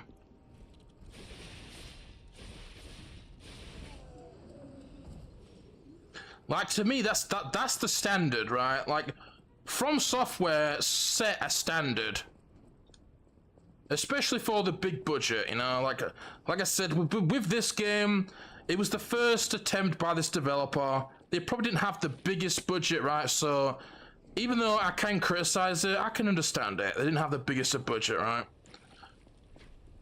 But From Software set this fucking standard for certain things, like in the Souls genre, right? Like, From Software really raised this bar and set the standard for certain things, right? Like, enemy variety is one of them. It's so important. Very important in any game, but especially a Souls game. Because the thing is with Souls games is that, if we're being completely blunt, there's not much variety to a Souls game. You're doing the same thing, aren't you? All you're doing is just fighting enemies. That's all you do, right? There's nothing that mixes up the gameplay in a Souls game. That's why you need good enemy. That's why you need good enemy variety. That is the variety to a Souls game. That's what keeps the gameplay loop of a Souls game fresh, and, you know, keeps it from getting boring and repetitive, is the enemy variety, all the different types of enemies that you're fighting. I guess that's why it's very important, you know, especially with how long they are. Like, if you have a game that has, like, a really fun combat system and it's pretty short, you can forgive like a lack of enemy variety or something, you know? Okay, so this is one of the choices. This is stuff as well. You get these Trinity keys. So you can find this, well, basically if you answer this, you get a Trinity key. You can find like a special Trinity door and get like a reward inside. So yeah, this game does a really good job of rewarding the player for exploration. With secrets, with, you know, items and stuff. You didn't really have that in Black Myth. I mean, yeah, you did, you know, but there was basically, I mean, outside of, like, weapon materials, like, what was there really? That's all it was. And also just just wasn't fun in that game, you know? The regular areas in this game are actually fun.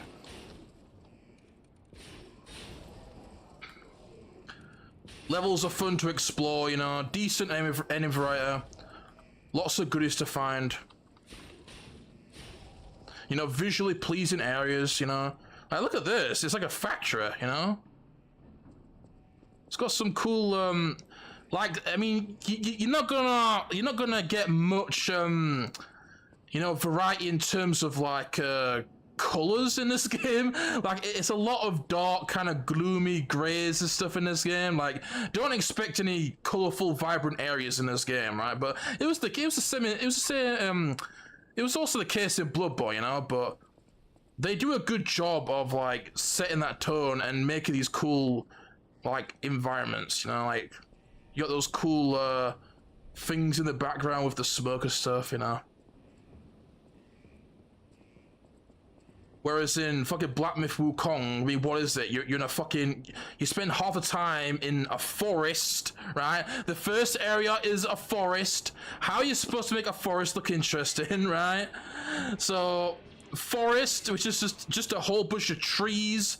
Boring. Then you've got a big fucking desert area where everything looks the same, boring. Then you got a big snowy area where everything's just mountains and covered in snow, boring, right?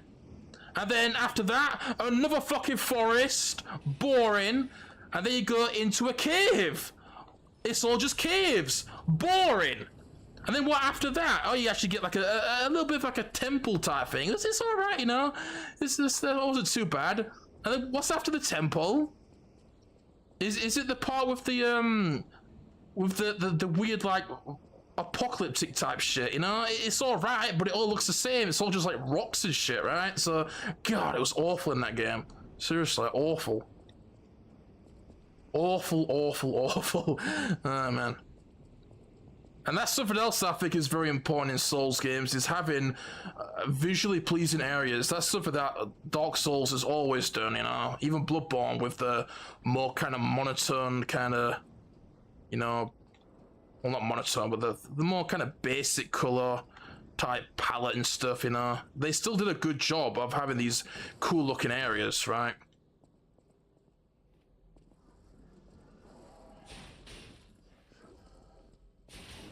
It's proof that you can have, like, sort of a simple kind of color palette, right?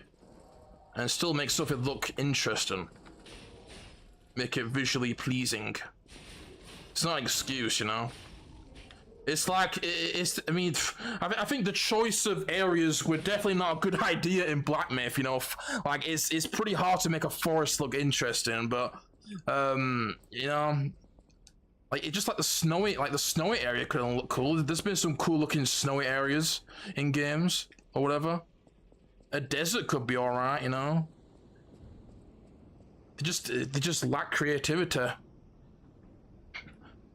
in those departments.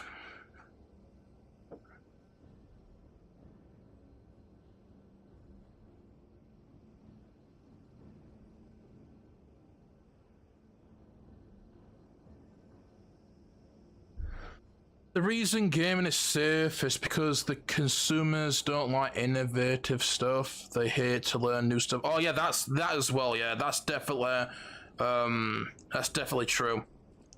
I've said that, you know, but they like the same shit, you know. They like the same shit. It's why all horror games are third person or first person. They don't like anything different. You know, it's why every game is open world. So that yeah, absolutely. That's definitely a big part of it.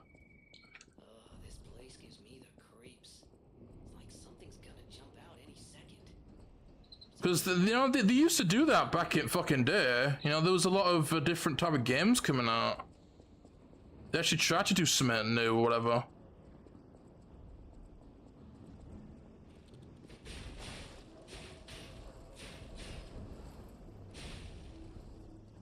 Man, get out of here with this guy.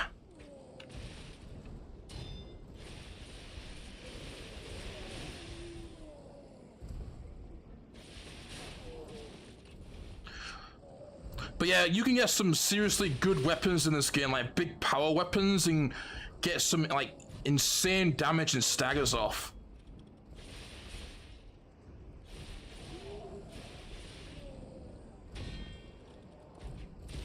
Oh, come on. Really, that didn't hit? And also, that's also another reason to actually get like a big power weapon in this game is not only for the damage and the insane stagger damage, but for the range as well. Like I don't really use like a big power weapon. I don't really use big power weapons in this game, but I do like using the scythe, which is big. You know, it's kind of like a power weapon. Has a lot of range and stuff. And also, there's this really good weapon in this game. I use it with it's not really the range though. It's not particularly a big power weapon, but it has this really good charged R2 move where he goes lunging forward and does like a big spin attack. It's really good. I really like using weapons with like good like lunging kind of power moves, you know, like in Bloodborne, not Bloodborne, in Elden Ring. I really like the Bloodhound's Fang, right? I used that on my first playthrough. I used that for the majority of it actually. The Bloodhound's Fang, because it has this really good jumping attack and also this really good special weapon art move as well. I love those types of good ranged power moves. Great for getting staggers off and stuff, which you definitely need to do in that game, because Elden Ring just has some insane fucking enemies. You definitely want to, you know, just bully them with a big fucking power weapon. And in Bloodborne, I liked using that big hammer, the sword hammer weapon. That was a good weapon. And in Dark Souls 1, I love using big strength weapons, you know, like the Zweihander and shit, the Demon Great Machete, right? Do you know what? I think the only game where I didn't use like strength weapons really was like Dark Souls 3. Like Dark Souls 3, I would always use a dexterity weapon, right? Like katanas, straight swords, which I guess like they're quality weapons. Ah, this fucking overheat shit, man. They just used 2 of my fucking heals.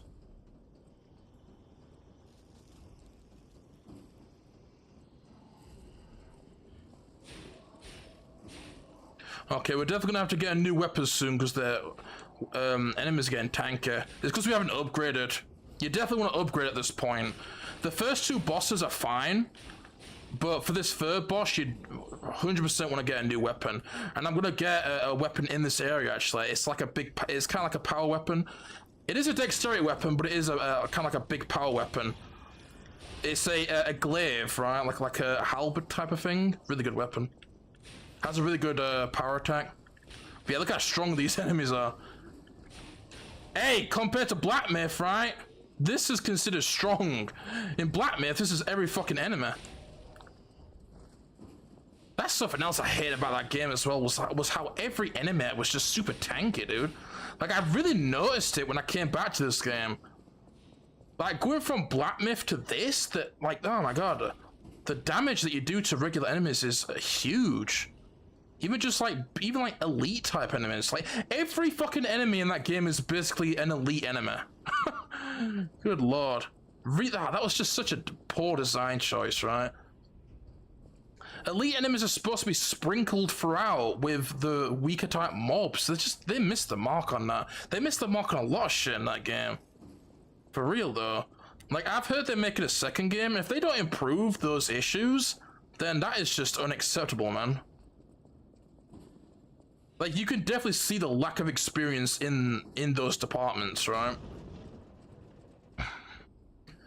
I guess that's something that I can applaud about this game, is it does a good job with its enemy placements, you know? You got like traps, you got weak enemies, you got like really piss poor kind of scrub weakling type enemies.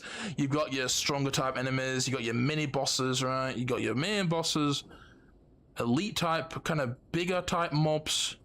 It's a good balance, you know? I guess that's why the enemy variety, even though it's not the greatest, it still feels good, because they do a good job with that type of shit, you know? I like Stealth Souls, Metroidvania, character action. What the hell is character action? I guess you just mean action. Horror, parkour focus games. I'm open to new genre as long as they don't feel awkward. I see. Okay, stealth. Wait, stealth? Have you played Desperados 3? Eh?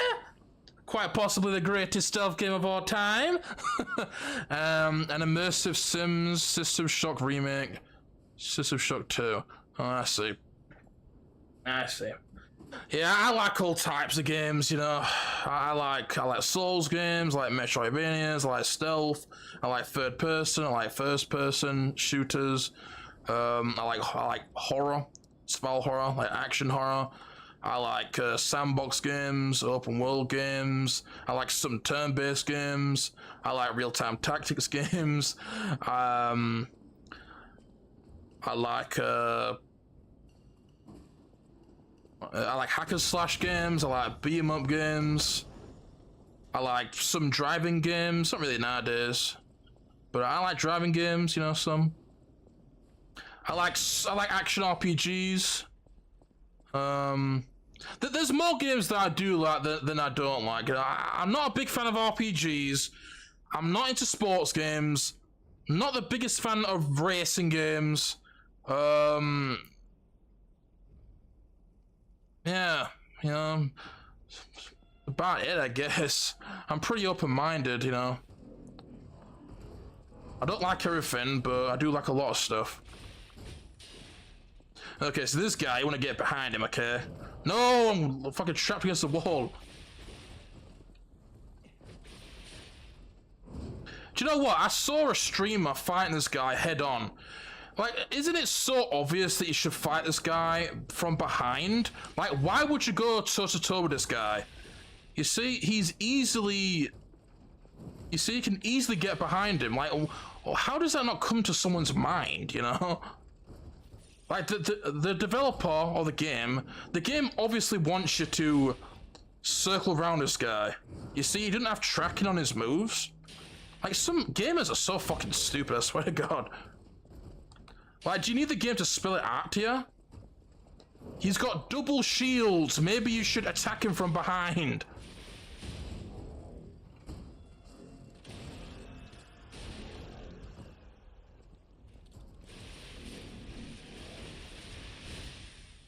But yeah, you really want to get off that damage and shit, you know? Obviously, you want to get the damage off, but just plowing into them, you know? To get those staggers off. Because you can see this guy's tanker. This is not this is not a good weapon to get stagger off, but you see, it's all about those staggers. I think that's why the enemies have so much health, or I guess the bosses, is because it's all about, you know, getting staggers, doing riposte, doing Fable art moves and stuff. So I guess it's to kind of balance it out.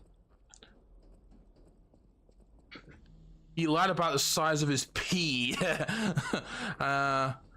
Death Stranding. Oh yeah, yeah. Good lord. Oh, you don't hate it. The gameplay is not Walking Simulator. Oh man, I would never play that, man. Fuck that game. There's no way in hell I would ever play that game.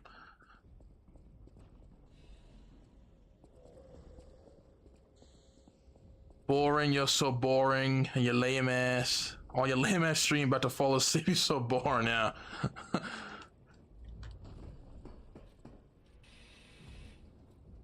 Also let you skip cutscenes, yeah.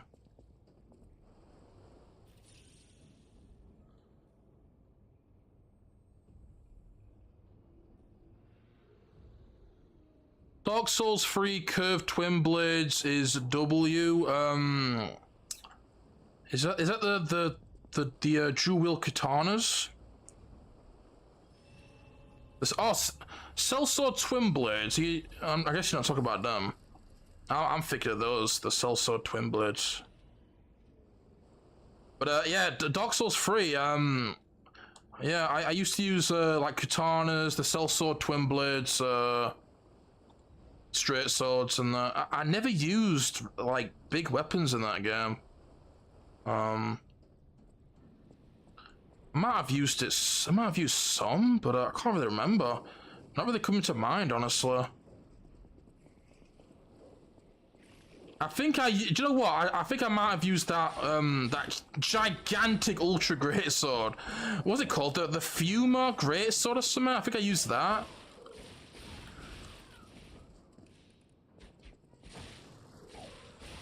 And if I did use if I did do a strength build, I think I used to use just like axes and that. like the butcher's knife or whatever. I can't remember. It's been a while. But also, I did a lot of SL1 stuff in that game, where you use the reinforced club.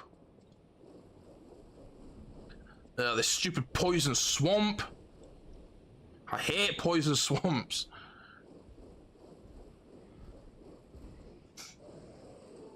I might just pick up these items, man. Fuck this swamp. Fuck this swamp, okay? Oh, there's a fucking butterfly. The butterflies are like crystal lizards in this game. Quick. Oh, go quick.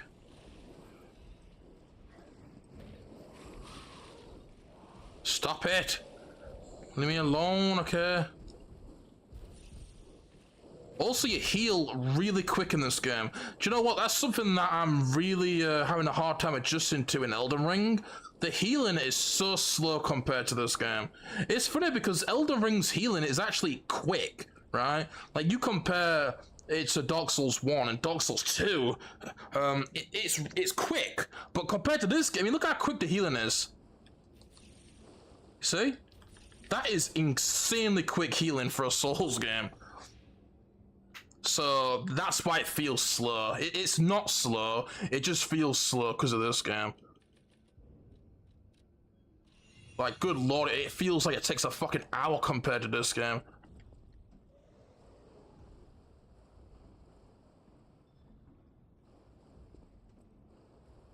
Gamers deserve what they tolerate. I hope gaming becomes so abysmal for people who paid $100 for GTA that they have to stop buying and AAA burns to the ground. Do you know what? Speaking of GTA 6, I read a post.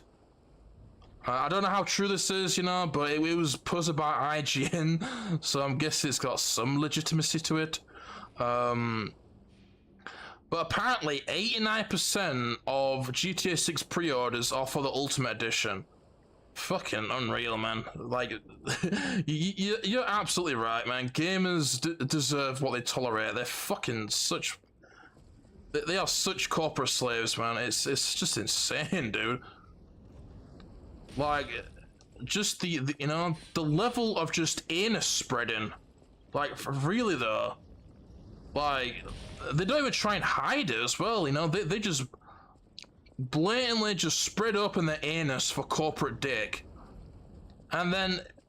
and then they brag about it, dude.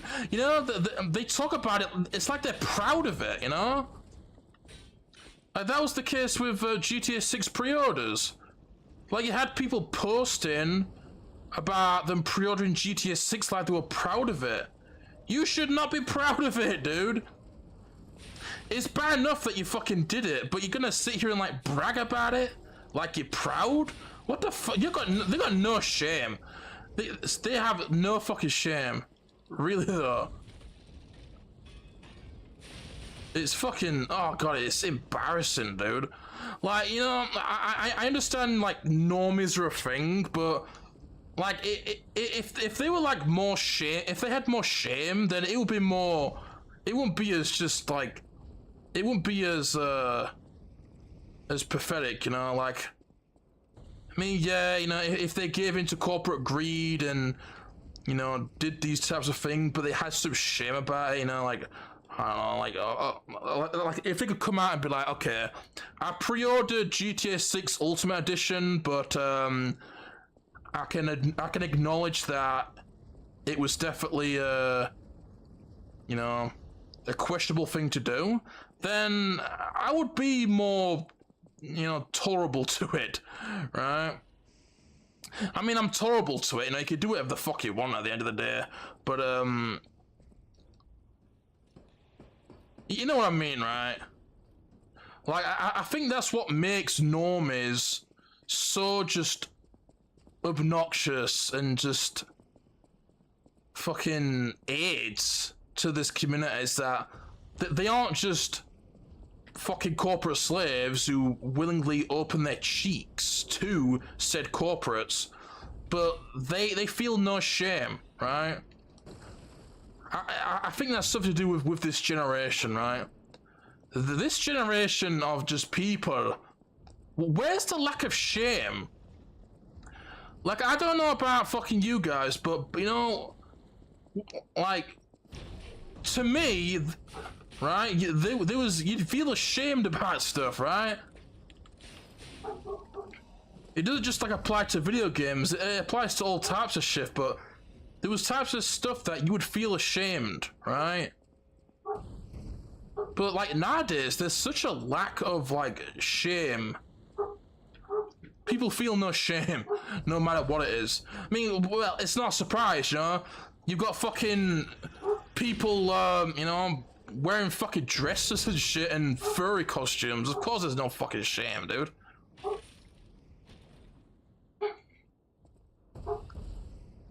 Do I have that weapon that I wanted? No, I don't, not yet.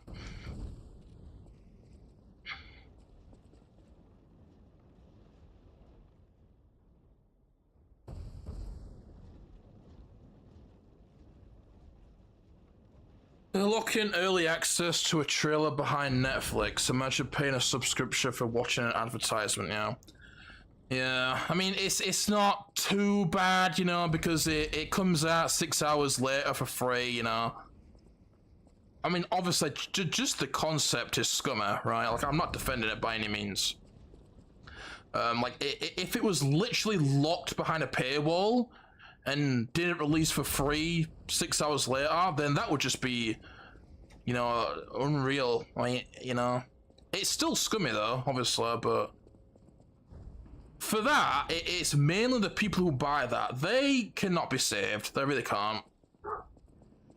Those people are just so fucking questionable, it's insane. Like, I left a post about that, right?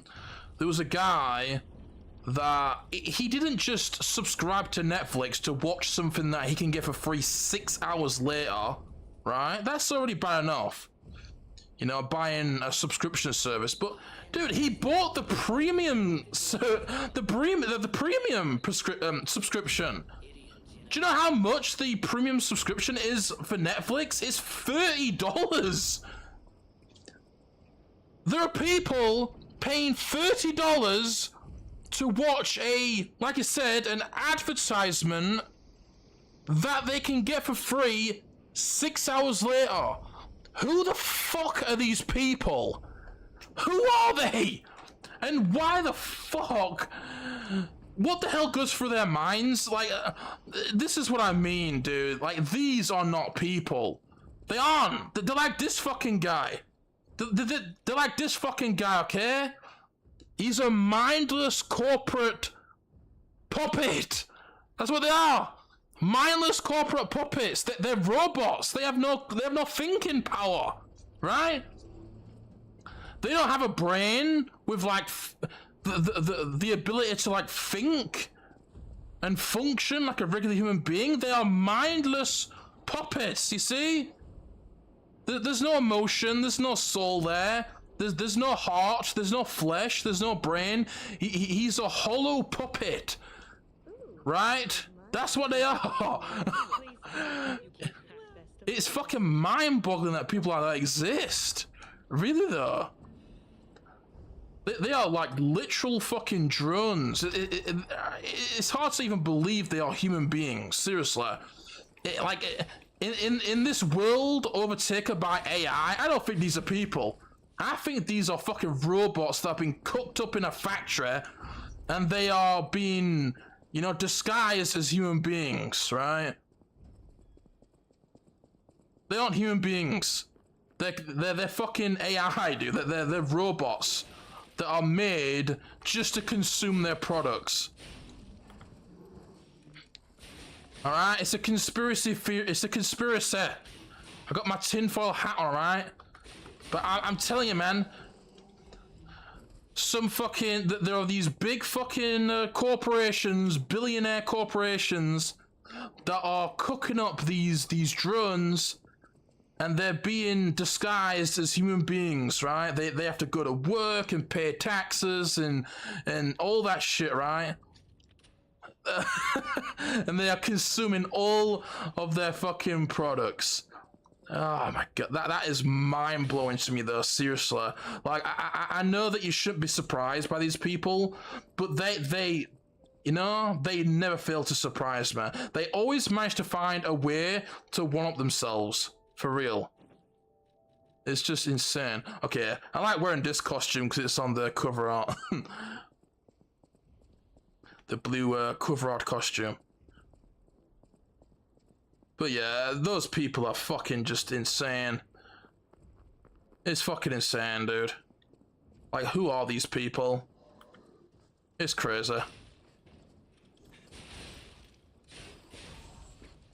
It's fucking just absolute insanity, dude.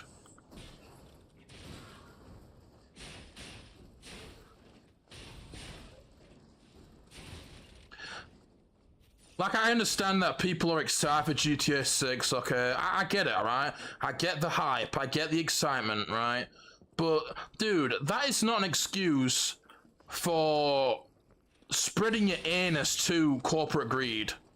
And just, you know, basically, you know, being a prostitute to suits that don't give a shit about you, you know? There's no excuse, right? There's no fucking excuse. It's just, yeah, it's just, it's shameful is what it is. Shit! Big flaming robot guy with shovel! Open up that shortcut first. This guy's really easy.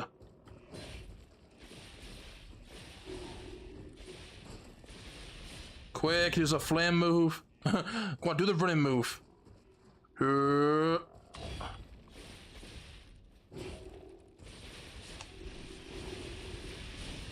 Yeah, take that.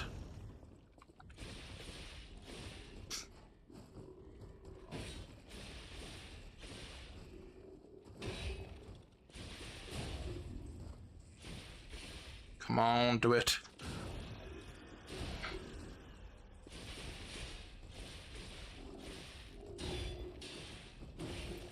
Man, he's not dead, dude.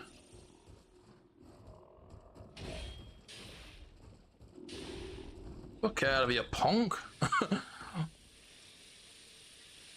Yeah, I need to get a new weapon. This one is well weak.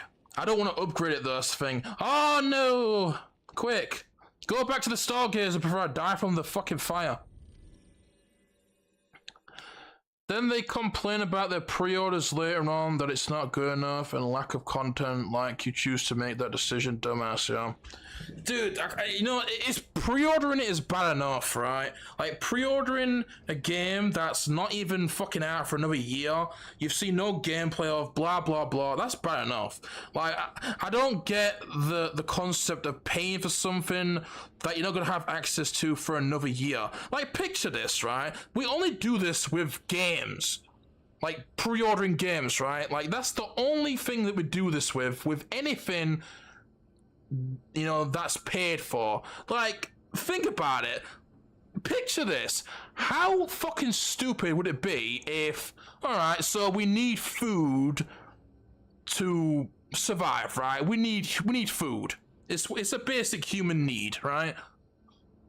Imagine if you were to buy food that you needed in a year's time, now, right? I don't mean like buy it. I'm talking go it like, all right, so I'm gonna go to Asda, right? I'm gonna go to the till and I'm gonna say to the cashier, here's £100 for food that I'm gonna need in a year's time. I don't need it now, right? But in a year's time, I'm gonna be buying some food. Here's the money now. Well, why don't you just buy it then? Why are you giving me the money for it now? Well, just because, you know, I could just buy it then, right? Well, I'm gonna need food in a year's time. All right, then I'll just buy the food when I need it, right? No, I'm gonna pay for it a year ahead of time. How fucking dumb is that? Why is it so accepted with games? It's fucking retarded. It's fucking retarded. People who pre-order are fucking retarded. There's no there's no excuse. There's no reason. It's just fucking retardation. Pre-ordering has got to be one of the most baffling things anyone could do. Like, I understand it years ago because there was obviously, you know, physical, but the thing is, we're in the era of digital. Why are you pre-ordering a digital game? I get it with physical, right? You'd go to your local game shop and you'd pre-order because they might end up running out of stock. I get it with that, right? It makes sense. That was the whole point of pre-ordering, was to make sure that you secured a copy of the game, so then it didn't run out. It's a digital game, you can't run out. I don't get it. I don't get it. What is the point?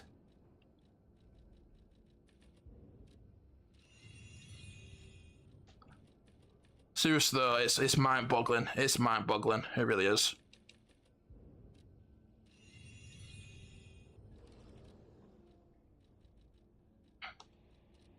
It is seriously mind-boggling stuff, bro.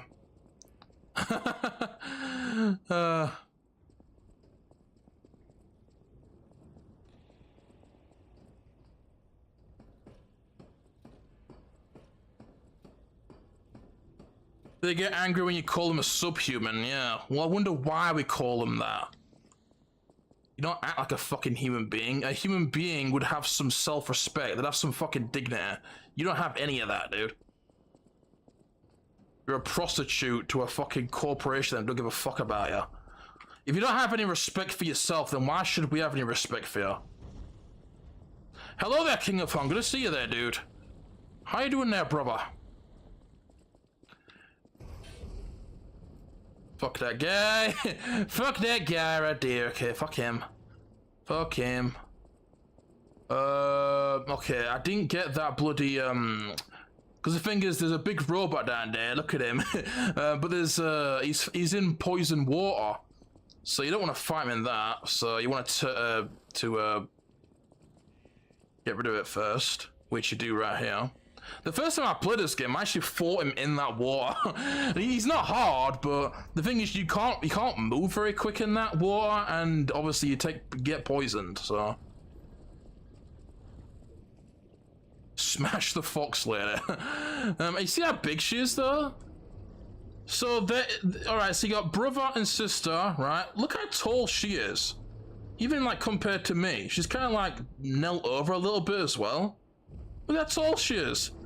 Look how small this guy is, and look how small I am. You know? The hell?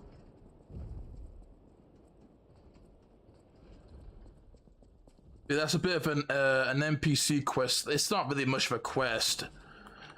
You can do it to avoid a couple of NPC mini bosses, right?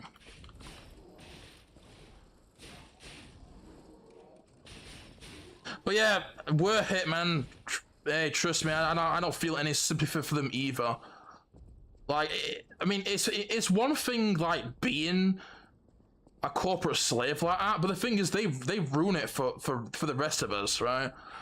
And that's something that they like to say is that, well, why do you care? It doesn't affect you. Well, it does affect us, right? Like, the state of gaming and all of its fucking bullshit is due to these people. So it does harm us, right? You fucking fucked up our hobby for us. You know, something that we've been a fan of since we were like kids, right? Like, this is a hobby I've had since I was like 5, right? For like over 20 years, this has been a part of my life, right? It's a big part of my life, and you ruined it. So yeah, that's why, you know, that's why it's an issue. And the issue for a lot of people.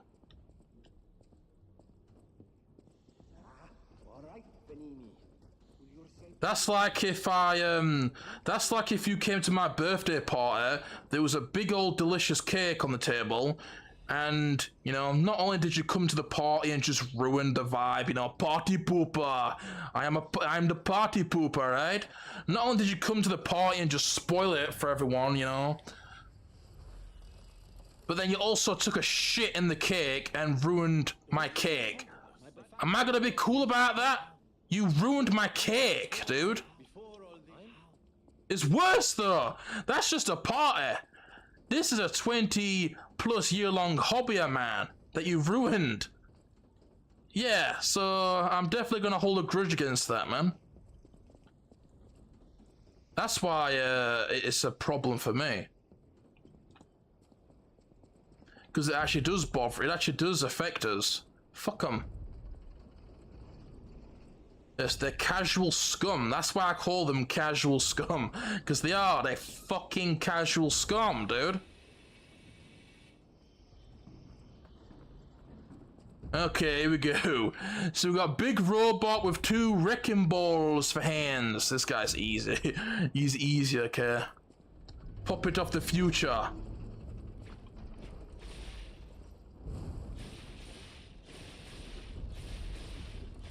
He's just like those giants in Dark Souls 3 that are in the Cathedral of the Deep, you know? They just stomp on you. Watch out for that.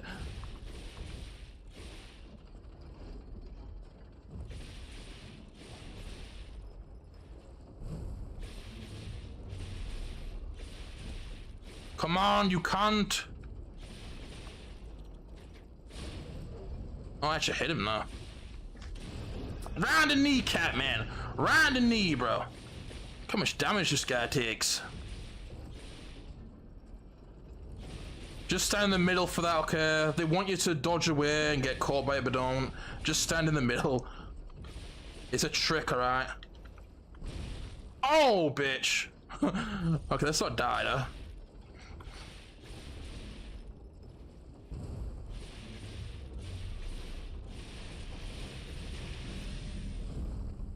Luckily I framed through that.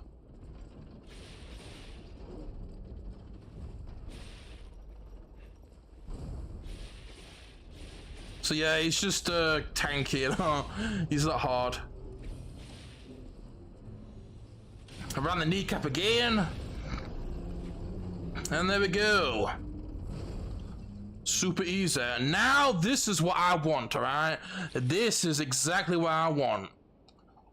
Is the booster glaive. That is a great weapon right there for the early to mid game. Now that we have that, we're gonna travel back to the hotel. I'm gonna upgrade that bad boy, okay? Pro gamer right here, bro. Yeah, absolutely, man. Absolutely, dude. Pro gaming skills indeed. I don't think I've even died yet. You know, I'm telling you all the tips and shit. You know, I just got this brand new weapon.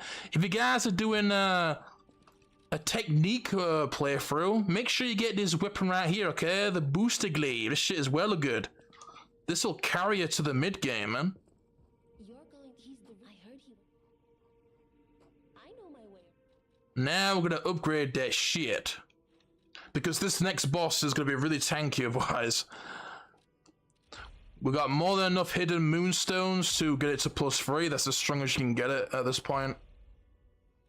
Crescent moonstone. Okay, so good. Now fuck that saber. That's what I do, okay? So for the beginning of the game, go with the rapier. That's a good little early game weapon, right? And then use that, don't upgrade it, and then once you get this, upgrade to +3, right? And then use that until the mid game, right? And then we'll get we'll beat this boss, we'll get this rapier, and we'll use that. And then we'll get this really powerful weapon at the end game.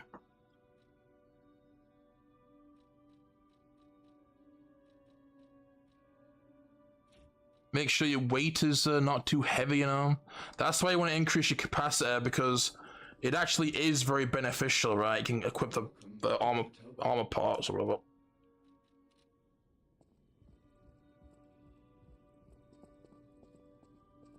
Oh yeah, you got these as well. You play these to get humanity. It's annoying though, because you have to listen to the entire thing.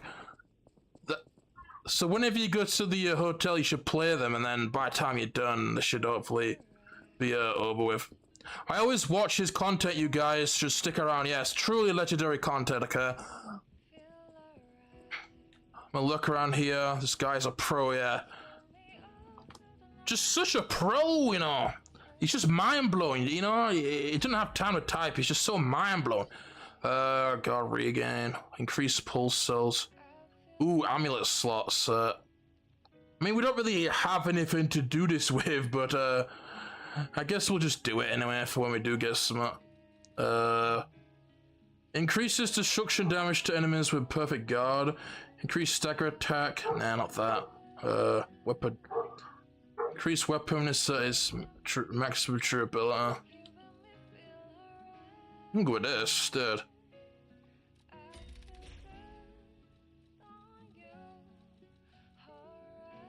Enhance. Oh, this one, yes. Definitely that one, okay. That's a good one. Geppetto. Fuck this guy. He's a fucking backstabber, dude. It's a backstabber, that guy. I don't trust him, alright? Don't trust that guy. He's a friggin' backstabber, I tell ya. He's gonna fuck you over at the end of the game. Spoiler. Now that we know that's all you. So he is the what the hell is it they call him? The maiden waifu of the game, you know? Who knows? I don't seen any of that soy boy shit.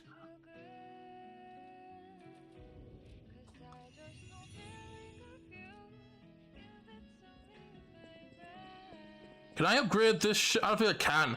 I think we have to wait for that guy to come. Yeah, the fucking dude we were just talking to. Ugh, god damn it. Well, let's let this song finish, then we get the humanity.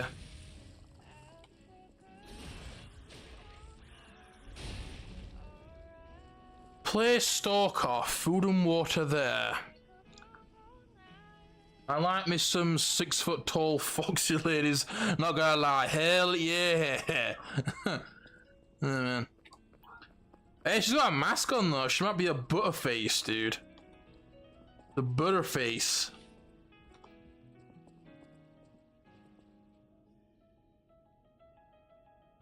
I hope the new Metro game lives up to its name. I don't know, dude. If it's as story focused as Exodus, then I'm not gonna bother with that one either.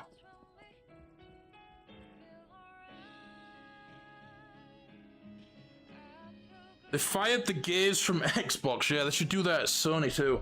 That shit is, you know, full of gays.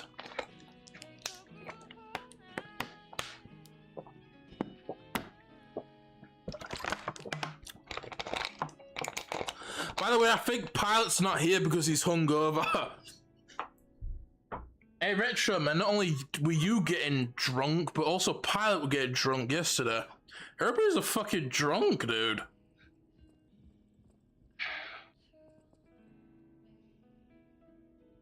I donate to Crawler even when I'm dreaming, yeah. He donates in his dreams, okay? He dreamt that he donated. Alright, so now the song's over. You see, your springs are reacting. I am gonna go for the best end of this playthrough, okay? I'm gonna try and do all of the quests. I'll try, okay? I might end up forgetting some. 2033 on Last Light. Yeah, they were good. They were good. Never played Exodus, you know. I was excited for that game when it got announced, but I heard about how slow it is, and you guys know how I feel about that shit, so I didn't bother. I still haven't bought it. I've seen that on sale for like £3, and I still haven't got it. Fuck that, dude. Hell yeah, look how good this weapon is, dude.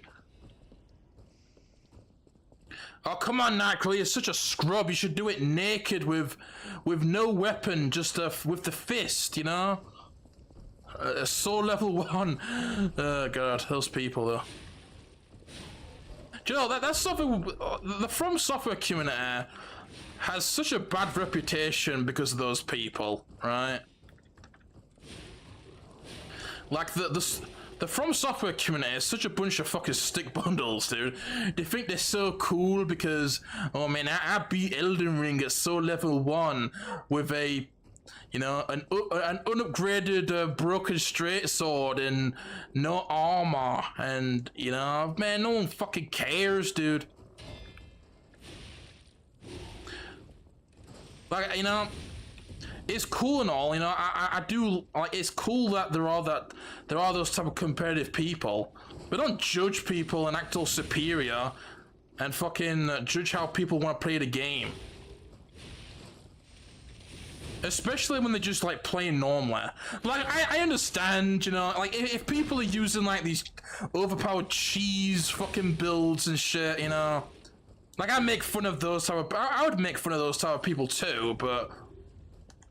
It's not even like those types of people that they fucking refer to. It's like, you know, it's just like if you use like a good weapon, you know? Like this weapon right here. I mean, look, that boss, well, not mini boss, not boss, but that fucking guy, you know, he still took a beating, right? But this is what I would consider this like a good weapon, you know? Like, even if you just use a weapon that's considered like good, you know? Okay, this is a really good weapon, right? They'll fucking complain, you know, man, it's overpowered, dude. You know, you're a fucking scrub, you know, like shut up. Shut up. That's the thing with those types, you know, with those types, right? Like even if a weapon is just like even if it's just like a good weapon, they still have something to say about it. I mean, and like even for the people that do be using like overpowered cheese builds, like even then, like who cares, right? I mean, yeah, you know, I might poke fun at, you know, I might poke fun at them, right? I might joke with them, but at the end of the day, I don't fucking care, and neither should anyone. I hate those Souls elitist fanboys. You know, they're the same people that are fucking always, you know, spewing that get good nonsense whenever you fucking criticize the game, even if it's justified, you know?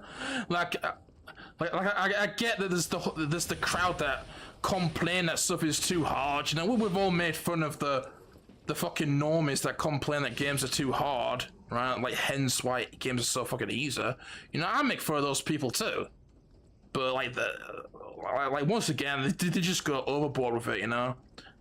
Like, even if it's a legitimate criticism, right, they'll start spewing that shit. Like, shut the fuck up, man. God, I can't stand the From Software community.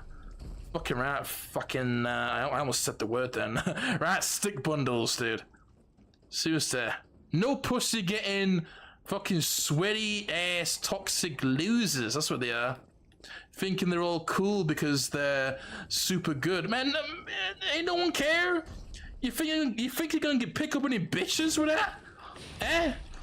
Try walking over to some hot bitch and flexing your Soul Level 1 no armor, no upgrade fucking completion of Elden Ring, yeah? You think that's gonna get you any poontang?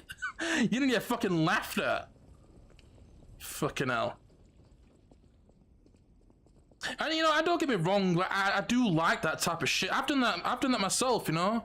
I'm not saying that people are fucking losers if they're competitive and like to challenge themselves. I'm not saying that at all, right? You know, I can applaud those people, you know? I find it interesting, right? Like I've watched a lot of videos to type of challenges and shit. I've even done it myself. You know, I did Soul Level 1 stuff for Dark Souls 3. Dark Souls 1, I did BL4 on Bloodborne, I did Sekiro without any prayer beads and shit, you know?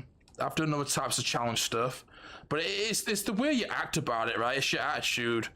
That's the thing. Like, people that are humble about it are, you know, they're cool, right? It's nothing against them. But it's these fucking, these losers, man, these elitists that think they're, you know, think that people give a shit. It's like I was saying with the trophy hunter as well, right?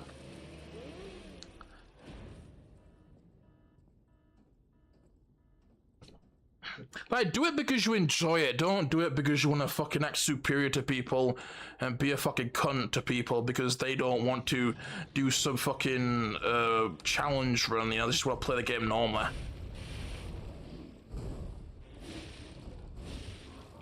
You see, this is a good weapon, but is it overpowered? I'm not exactly doing massive chunks of damage, you know? But it's a good weapon, right? There's no shame in using this weapon.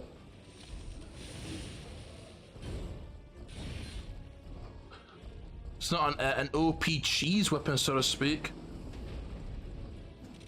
Oh, watch this. Oh, yeah, that's a good one right there.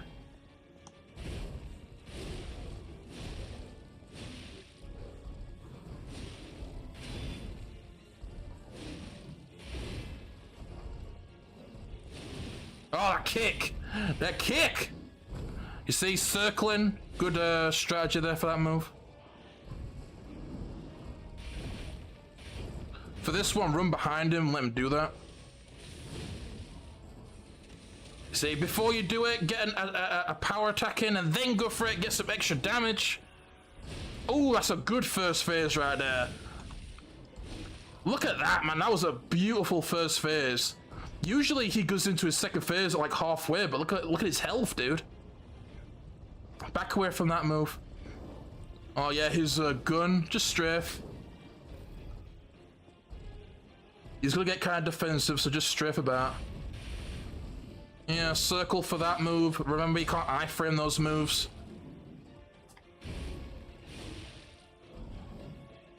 Oh god, I was not expecting that. Oh man!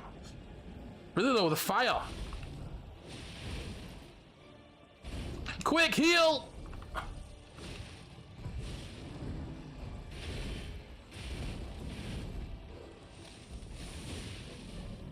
And there we go.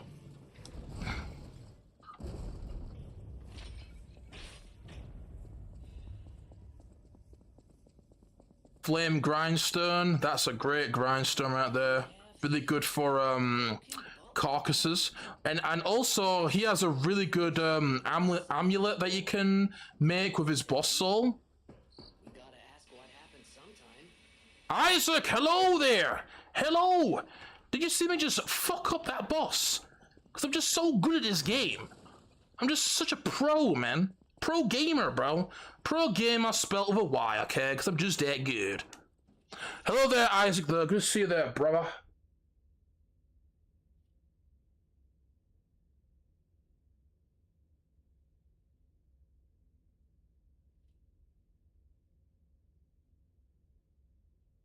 You see the new Wolverine gameplay? Absolute Sony Cinemax slop, yeah, is it?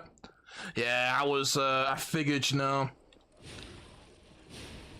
You know, I was saying, I talked about that game a little bit, and I said that it could be alright, you know, like, Marvel Spider-Man I think is a pretty good game, but what did I also say, you know? It's fucking, you know, look at Spider-Man 2, right, you know? That's the thing, right? Even when something, you know, could be good, right? If they wanted to make it good, it just you have to be skeptical, you know. It's just a shame. It's a shame. It is a shame. Like the Marvel Spider-Man, it is a good game, but it's, you know, like it's good, but it could have been great, right? That's just what's lame. It's like a 7 out of 10 game, but that could have been like an 8. It could have been a 9 out of 10 game. You know, they were capable of doing that, but they just chose not to, because what do? They focus on fucking, like, you know, added stupid shit like the Mary Jane sections of that. It's just a shame. It's just a real shame.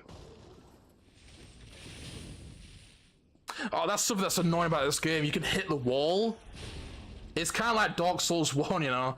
I mean, I know it's in other games as well, but they kind of strayed away from it after Dark Souls 1. But it's sort of about as bad as Dark Souls 1, I'd say, in this game. It can be really annoying sometimes. But then you can just, like, attack it through it sometimes. It's weird. It's kind of random, actually. When it does happen, though, you're definitely gonna be annoyed by it.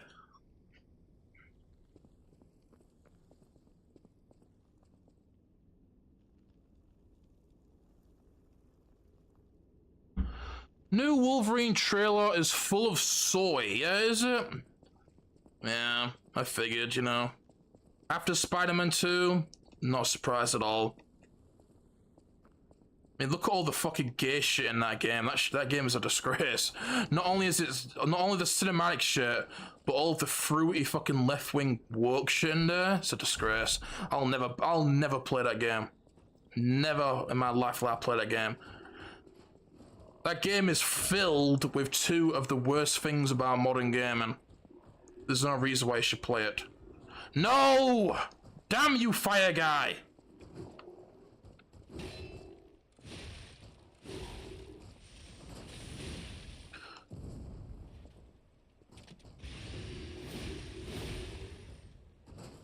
You see, look at these staggers, man.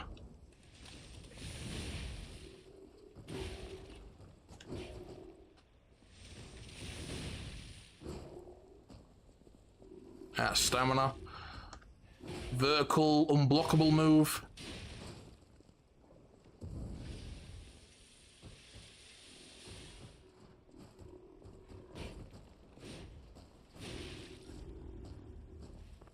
Oh god, that was close. A tree got in the way. Curse you, tree. Alright, fuck you. Carrier's amulet. What is that? Again. Ooh, that's a good one right there. That's a good amulet. That's a good amulet. That's like Havel's ring. It actually does give some really good like weight increase. It's actually very noticeable, the amount of extra capacity you get. Crawler is my long-lost twin little brother. Man. It's the types that brag thinking they're better than everyone. I find unlikable, have nothing against the ones that are humble about it. Yeah, innit, dude. Fuck those people, man. Such. Do you know what though? Like, that's what like that's a jab towards whenever I say like the title, for example. You know, like the title, and whenever I say that shit, like obviously I'm not being serious. It's me mocking those people, right? Pro gamer, dude. Pro gamer, right?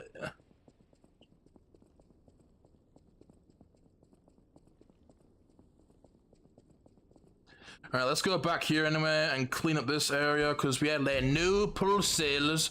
Oh man. Get out of here with that friggin' pitchfork. Okay.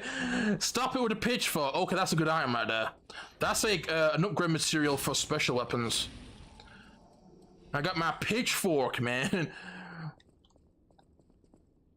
Very annoying enemy, by the way, that guy with the pitchfork, because he will charge at you and stun lock you.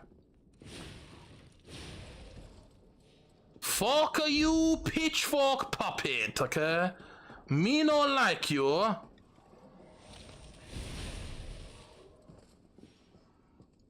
No, pitchfork guy. Pickaxe guy. Hidden moonstone, thermite. Oh, that's one of those throwables. Weird, my screen is all black. Yeah, is it, dude? That's weird. Maybe refresh it, you know? Ooh, the wrench. I've heard that's a good strength weapon. I'll try to refresh. Good to see you, man. Yeah, hell yeah. I never played Lies of P. It looks easy. Yeah, you should play it, Isaac. You like Bloodborne and Dark Souls. You'll like this game for sure, man. Good game.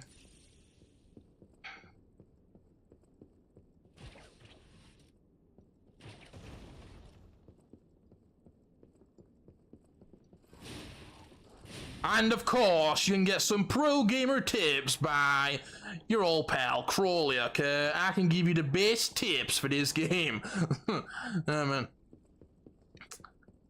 I can give you the best tips. I was actually thinking about maybe doing like a walkthrough on this. Not like a walkthrough, but kind of like I did with those other types of walkthroughs, you know, the Silent Hill 4 one, Evil Within. I was kind of thinking about doing something like that, you know, just to, you know, half walkthrough, half kind of just, you know, chill kind of playthrough type thing. just sort of, you know, playing through it, you know, give you guys some tips, you know, a decent build, showing you how to do all the quest lines, get the best ending, you know, the humanity choices and that. I was thinking about maybe doing that, you know, but I thought, I think people would just prefer a stream of it, so I did that instead. I think people prefer streams over those walkthroughs. I'm not much of an audience for those walkthroughs.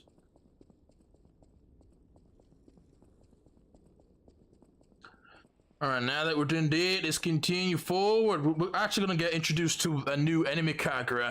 Remember what I mentioned earlier, those carcasses? They're kind of like clickers from Left 4 Dead. They're blue though, okay? They're blue. Ooh, I'm blue. Da ba dee da ba da.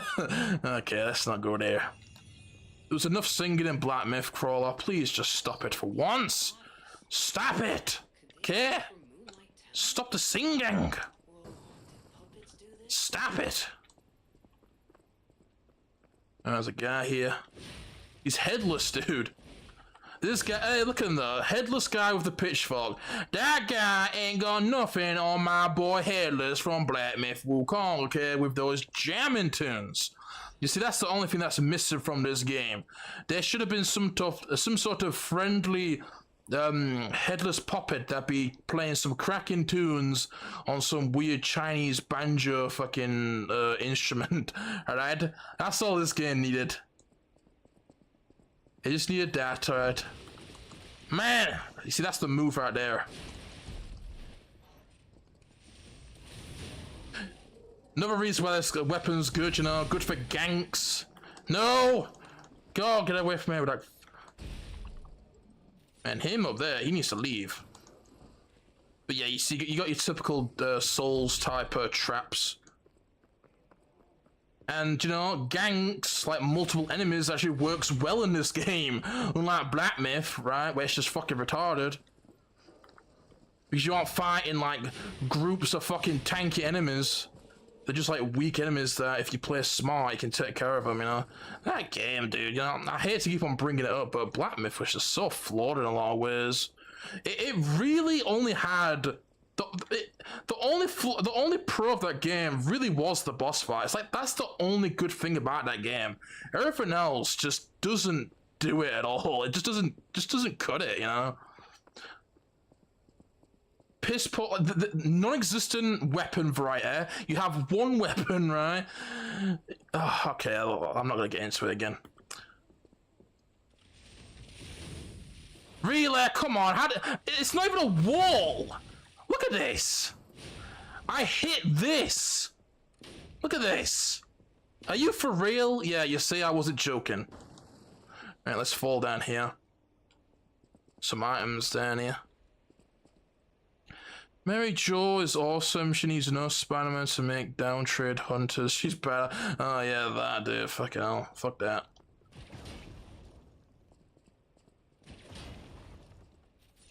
You can use your puppet string to detonate these explosive barrels. Or you can just do that, alright? I want to get these butterflies. Come here, butterfly. Fuck you, okay, give me it. Crescent Moonstone. Yeah, we definitely need that. That's the second kind of tier upgrade material for not regular weapons. You always want to kill those butterflies. Give you some good shit. Cook's fine. Yeah, it's a cook game, dude. Like, Peter in that game is such a fucking bitch. He's such a bitch. Like, during the Mary Jane boss fight, like, the dialogue, good lord, man. Just talk about demasculating a fucking character. Like, Jesus, man. That's what they love to do, though, don't they? They just love to demasculate men, right? They want to make them look weak and pathetic. It's just, man, it's a joke.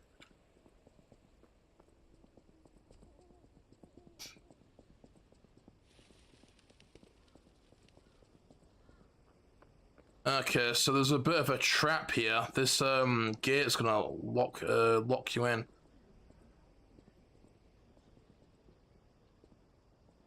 So let me get this guy's, does he actually come over here? Nah, I don't think he does, but just quickly go and kill them, okay? Quickly go and kill the guys with the, bombs. Otherwise you're gonna get ganked. No, fuck you, pitchfork guy! That move!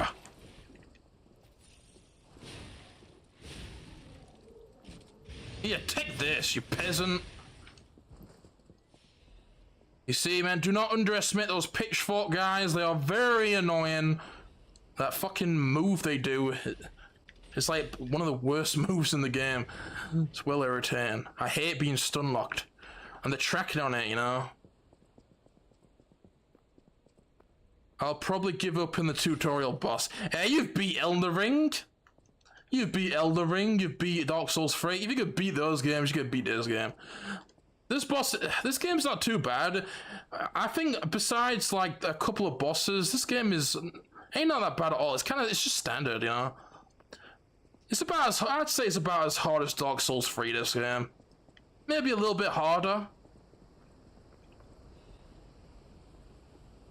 But I don't know, it's hard to say because obviously, like, people are different, you know, like people like to say, okay, you know, this game is harder than this Souls game, you know, Bloodborne's harder than Sekiro, you know, Sekiro is harder than Lies of P, right? People like to say that, but I think it's purely subjective, right? Like, it depends who you are. Some people may struggle more with this game, people may struggle more with Sekiro, you know? It all depends on on the player. That's the way I see it, right? Like, there's no definitive hardest Souls game, blah, blah, right? Wait a minute. Let me actually do that. I think I've missed something here. I've missed something. Rage quit! No, there's a choice you can make with this NPC to get some humanity. You could do like a gesture. I don't even know how you get it. The hunter's gesture. Do you know what though? I actually missed a hunter fight in the factory. I'm gonna go do that actually. That's a tip, by the way. If you ever reach, because the thing is, it doesn't pause the game, and you can't back out of it, right? So, if you ever need to back out of it, just close your game, and then you can undo it, alright? Otherwise, it's gonna lock you into making a decision, which, you know, with it being timed as well, you might end up fucking up.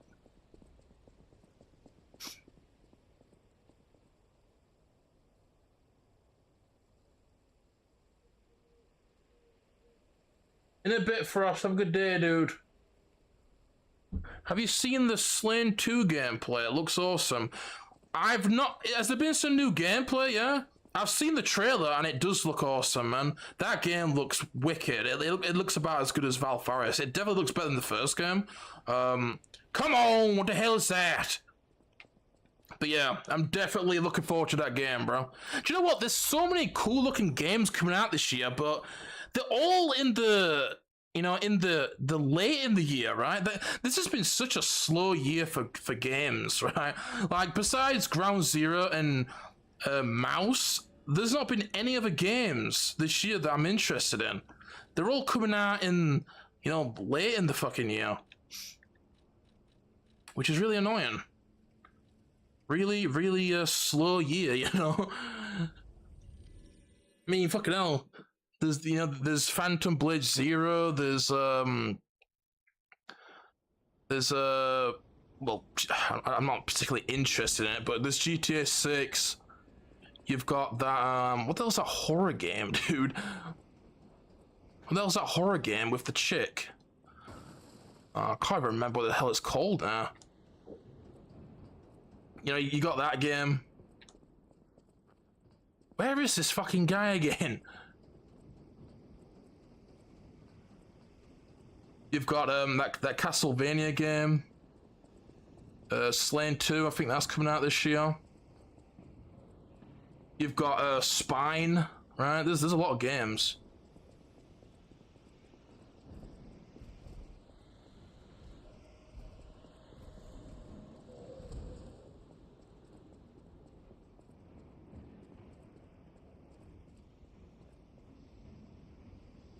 Cuphead Tutorial is the hardest game I've ever experienced. Can't even jump and dash at the same time. Cuphead to... Oh, you're... Yeah, Cuphead. I was gonna say fucking cupboard. No, come on. I thought you meant Cuphead then. Yeah, Cuphead Tutorial, yeah, that you're referring to that fucking game journalist, aren't you? That's infamous right there. It's infamous.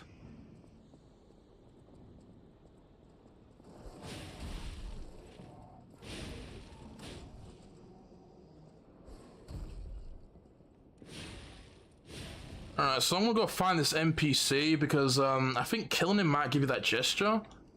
But I wanna kill him anyway, because he deserves to die, alright? Fuck him. He deserves to die. He deserves no mercy, alright? He deserves no mercy.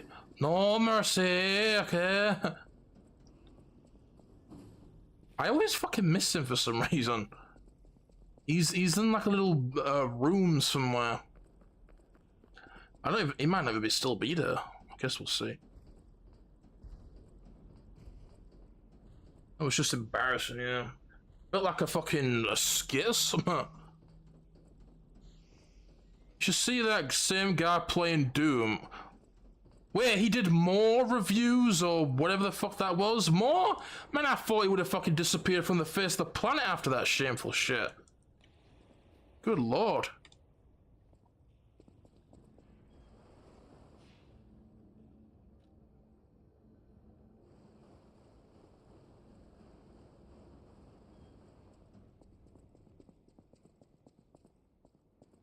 That's why I'm going back to 360 era. More gameplay focused and less chit chat story.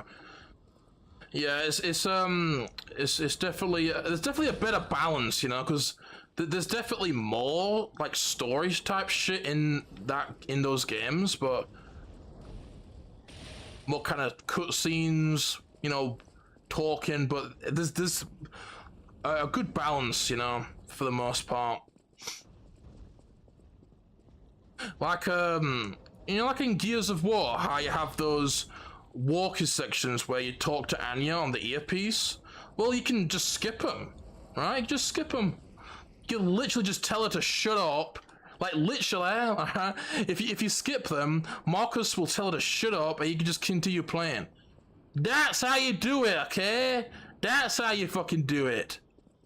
They would never have anything like that now. Especially telling that woman to shut her goddamn mouth and let me play. Never in a million years, dude. But yeah, just to skip. And that's the least they could fucking do. You know, if you're gonna have like overly long cutscenes or walking sections, then let you skip them. But that's not a thing. You can't skip fucking walking sections at all in games. Like, why is that not a thing? Why can we not skip them? You know?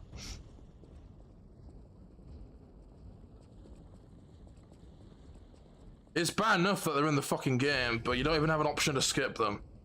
Unskippable cutscenes and unskippable forced walker sections. Yeah, how about fuck you, dude?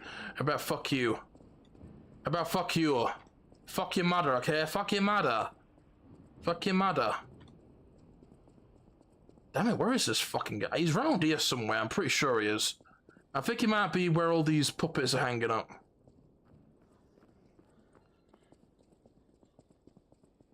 This is what I mean with NPC type quests. I mean, this is not a quest, but it kind of is because, you know, it's like a secret boss or whatever.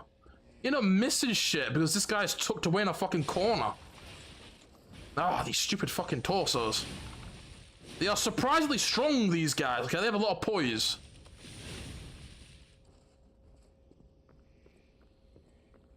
They're not down there. I'll find this guy, right? He's around here somewhere. I think he might be in that room with all those hanging mannequins. Horror game with a chick, do you have any idea how little that narrows it down? Yeah, the new one, okay, the new one. I can't figure the name right now. Is it Limium Point or something? That's what it is. Oh, Liminal Point. Is that what it's called? Liminal Point? Yeah, that game. Liminal Point. Yeah, that game. Oh, I'll just leave it back here. That's fucking pointless. Dean Takahashi Doom Eternal gameplay, and you'll find the footage of him. Oh, see. I might look that up later. God, I can't imagine how bad he is at that game. That game is very high octane, you know? Very fast paced and high octane. Like, fucking hell, that game is super fast paced though. And that's coming from somebody that likes fast paced boomer shooters, but man, you know, that game is way more fast paced than, you know, any boomer shooter that I've played, you know. Like even Turbo Overkill, which is a very fast game, I'd say it's even faster than that. Like, good lord, dude, it's just like non-stop. I don't mean like pacing, but I mean the combat. Like, fuck me, it requires so much focus. Like, I can't imagine streaming that game. Oh, this is where he is. He's down here, dude. Yeah, here he is, down fucking here. There he is, look, he's fucking cowering like a pussy! But yeah, this is a fight right here. I don't know if you get the gesture from this guy, but I'm gonna fight him anyway, because fuck this guy. Kill the puppets! I can't tell what's blood and what's oil. He's kind of cheesy though, because he's an NPC that has like a bunch of poise, you know?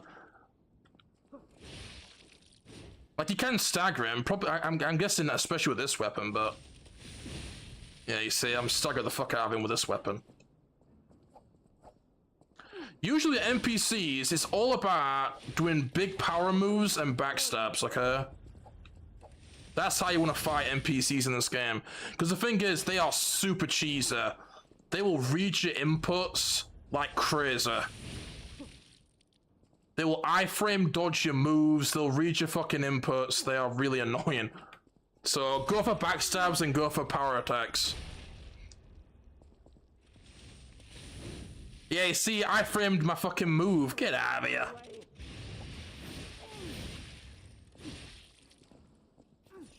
But yeah, this guy's not that bad because we have this weapon. But I have fought this guy with the unupgraded saber before. And he's not that bad either, but...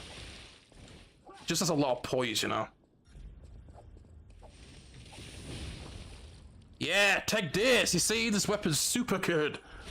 Look at the staggers. Oh, this is a shortcut back here. Yeah, fucking shut up, man. Shut up. Does this game have that mechanic that leaves your stuff behind when you die? Yeah, it does. It does. But... in this game, you have an infinite homeward bone, so that can help, you know? If you're ever in a situation where you feel like you're gonna die, you can just homeward bone. It's quite forgiving, like very, very rarely do I ever lose the souls, because, I mean, this game, you know, it's just, you know, you get quite a lot of healing.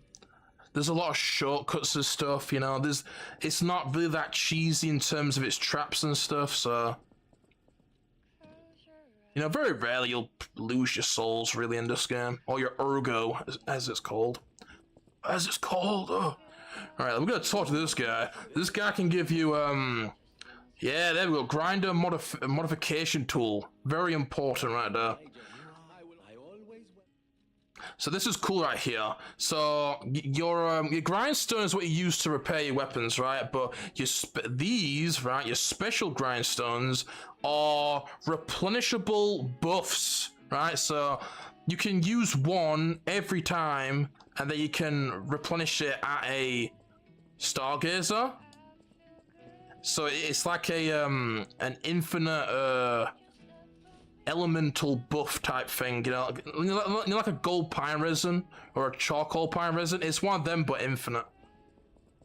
You can even upgrade it where you can get 2 uses per life.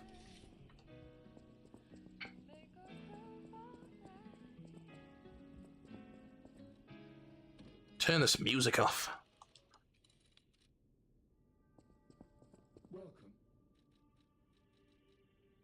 Yeah. You can give the merchants these supply boxes which expand their inventory. And they do sell some good shit. Like, this guy sells, like, defense parts and also cranks. Cranks are kind of like the, what are they called? Gems in Dark Souls 3? You know how you can put, like, is it a sharp gem? And make it into a dexterity weapon. So you can alter a handle with a crank and make it into a different type of stat scaling weapon, like a dexterity weapon, for example. Just cool. I do that with a weapon that I get later on.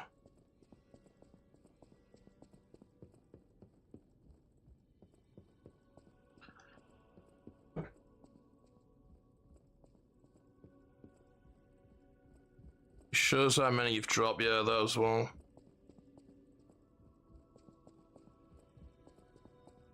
I'd buy this game, but I decided to take a break from Souls games. Yeah, it's probably a good idea, right? Especially if you don't have the most patience, it's good to take a break, you know? I took a break. Like, before I played Black Myth, the only Souls game that I'd played was this, the year prior. Right? But do you know what? I'm actually in a big Souls mood at the minute, you know? After playing Black Myth, I played this a few times. I've gotten back into Elden Ring, so I'm in a Souls mood, so to speak, you know? Right.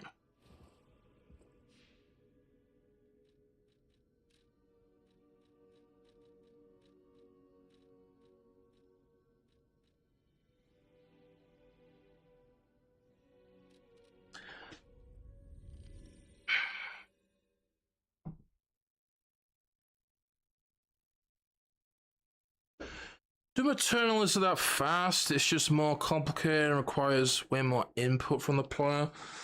Yeah, it's just very intense, you know, there's a lot of quick switching and dashing and jumping, you know. I guess a better way of putting it is that there's a lot of shit to focus on. There's a lot of shit to focus on. You know, it's not like fucking it's not like Doom 2 where it's just about dodging fireballs, basically. Just, you know, strafing and dodging, right? There's all types of shit to it, you know. There's fucking... There's jumping and double jumping and air dashing and regular dashing and weapon switching and, you know, using your flame belt. There's like 16 different fucking tools that you have to fucking manage, right? I guess that's a better way of putting it. Like, there's so many different mechanics that you have to keep track of, you know?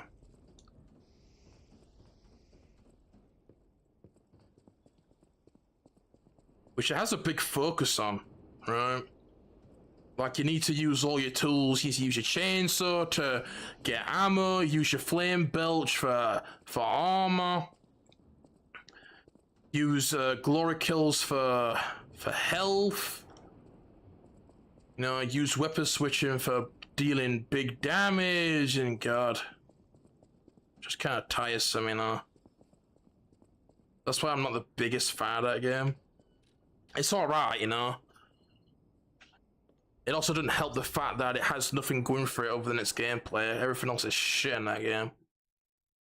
Like, the level design is shit, the exploration is shit, the secret hunting is shit.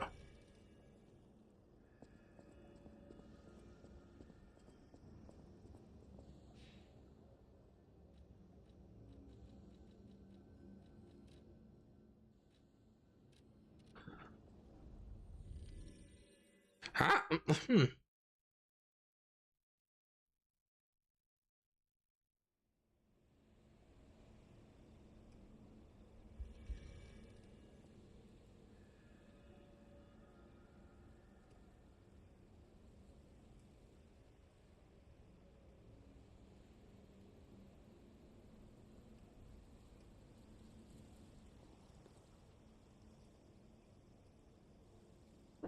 Shame they went backwards on their design, and now Doom Dark Ages is slow parry focus game, yeah. It's something different though, I guess I can kind of respect that.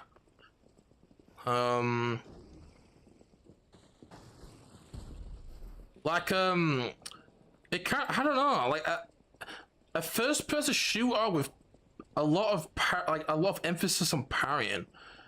That sounds kind of, you know, I do like parrying, and it sounds like it could be in, I don't know, it depends on how it's done, but I'm kind of intrigued. I don't know how good it'll be, but... Oh, there we go. Give the stalker's greeting. That's what I want to do. I don't know where I got that from. I don't know if I got it for talking to one of the NPCs at the fucking Hotel Crot. I don't know. Do you know what it is with Souls games? It's like you tend to pick up items and then use them in places, and you don't. And it's like, okay, what item even was that? Because the thing is that I don't read all the descriptions of the items, right? I just pick shit up, right? Unless it's like an upgrade, unless it's a fucking weapon upgrade material, or a Legion plug, or a Legion caliber, or something, or you know, an Ergo fucking packet. You know, I'm not really sure. Fascinating town, Moonlight, just fascinating. Back in the day, the only way to reach the cathedral was... You got any recent platinums, Crawler? What, since I last streamed? I got the Black Myth Wukong Platinum, and I platinumed this the other day. Stop the Bridge of Atonement. Is that it? Down there, I think so, yeah. magnificent view of beautiful Krot. It's Oh wait, no, because and enjoy the I had 119 platinums when I did that platinum stream, didn't I?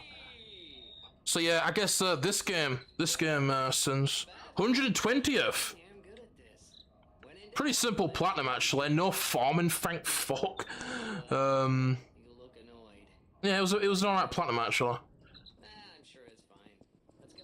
Something's off. You didn't have to collect too many items as well. It weren't like Black Myth, right? Black Myth was a fucking ass platinum. Seriously though, that was a shitty fucking platinum. Like, honestly, if you guys ever play Black Myth Wukong, I would not recommend platinum in it, because it's not a fun platinum.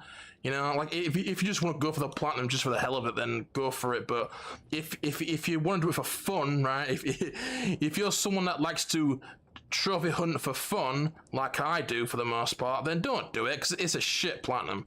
It really is. It's basically just collectibles.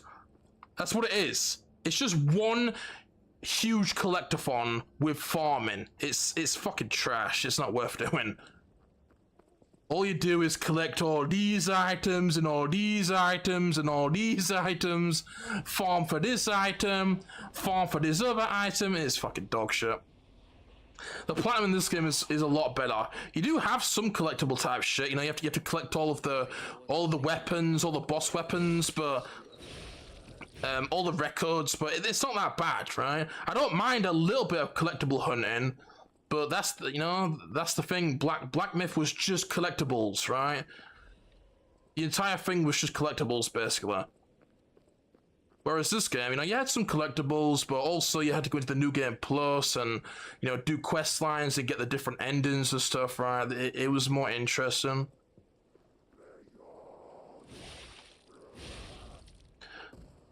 Like in this game, you don't even need to get all the costumes, right? Like in Black Myth, you had to get all the costumes, you had to get all the weapons. You know, in this game, you don't have to get all the costumes, you don't have to get all the amulets. I think what it was, right? I think Black Myth, you had to collect all of the healing gourds, you had to collect all of the soaks that you put into the special healing gourd slots, you had to collect all of the costumes, you had to collect all the weapons, you had to collect all of the, what the hell were they called? The rings, basically, right? You had to collect all of those. Just a lot of collectibles, alright? And I think there was even other things that I can't quite remember right now. A shitload of collectibles, right? This game, all the weapons and all the boss weapons, I believe that's it. And there's not really that many weapons.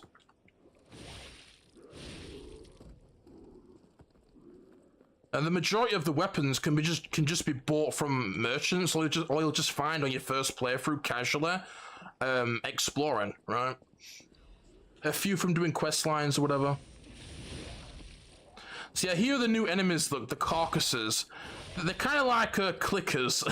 They kind of look like clickers, but they're blue. They are extremely easy, these ones. Do you know all you need to do for these enemies? This, okay?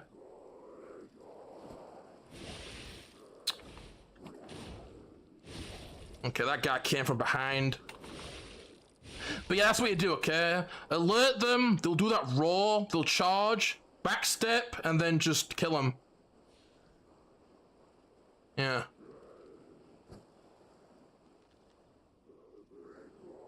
See, charge, backstep. You can do that for every single one of these, and they'll, you know, you'll have no issues. They are very easy, these charging carcasses. There are different types of carcasses, lots of different types. But for them ones, yeah, they're fucking well easy.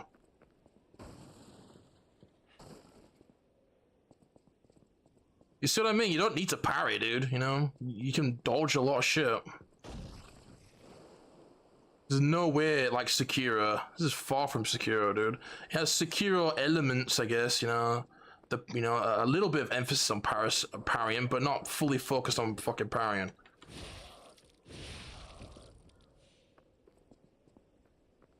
In a lot of cases, it actually benefits you to not parry and just to dodge.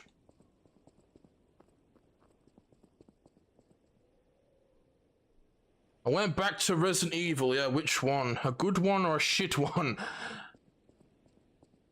Yeah, it is basically M-rated Pinocchio. Wait, their bodies are strangely altered. I don't know what's going on, but keep those eyes and ears open.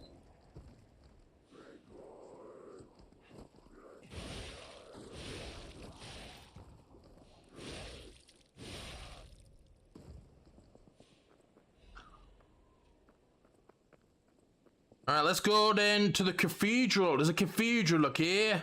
So you start out in this little forest and you go to this cathedral. Woman's prayer. There we go, got the prayer. I got the prayer.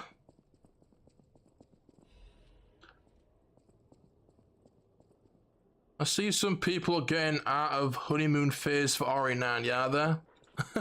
Oh, dude, that is such a great example of, like you said, the honeymoon phase. That is the same shit every fucking game. It was like it with RE8, right? I said that. You know, when RE8 came out, people were saying it was a masterpiece, and then it fucking died like 2 weeks later. Nobody was playing it. RE4, game's a masterpiece, right? A month later, nobody's talking about it. Same with fucking RE9. Like I said, it's a cycle. It's the same cycle over and over again. That's what's really funny about the whole masterpiece thing. You know, they like to spew that word, right? But, bro, a game that you would call a masterpiece, would you just forget about it so quickly? Like, really though? Like, I mean, I've said it right, I'm not the one to use the word masterpiece, but, like, I guess if I'm just referring to a game that I really loved, that they would, I guess, be, you know, the equivalent of a masterpiece, right? You know, we word things differently or whatever, but, you know, like, I guess if I was to call a game a masterpiece, right, an example would be something like Desperados 3. Yeah, and, you know, not only did I play the fuck out of Desperados 3 for weeks and weeks, I put like 150 hours into that game, right? I played it to death, but I'm still talking about it, right? Like I reminisce on my enjoyment of playing that game. I'm talking about it, right? Like how many times have I brought up Desperados 3 since I played it? You know, Pilot can, you know, he's not here right now, but like even the people that aren't like in the Discord or whatever, you guys have heard me talk about Desperados 3. Because that's the impact that game had on me, dude, right? That's the, you know, that's the impact it had. I'm constantly talking about it. I have good memories. I'm reminiscing about it. But with these people, the games they call a masterpiece, they play it 1 or 2 times, right? They call it a masterpiece, and then 2 weeks later, they're not even playing it, and they fucking don't even talk about it ever again. Right? You know, it's so fucking dumb, dude. Like my most beloved games, you know, masterpieces, whatever. To me, I think about them, right? I have good memories of them. I'll just randomly think about them sometimes, right? And think about how much fun I had with them. Because they had, that's the impact they had on me. That's how much I love them, right? Okay, here you got this big guy. Okay.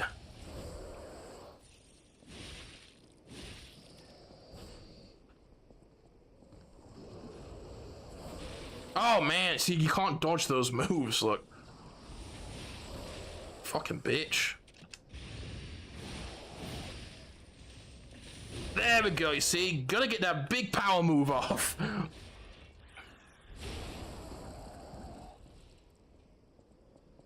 That's what I mean, man. This game is all about doing big power moves and getting staggers off. It's really effective against a lot of enemies, especially big beefy enemies, and even bosses. Very powerful.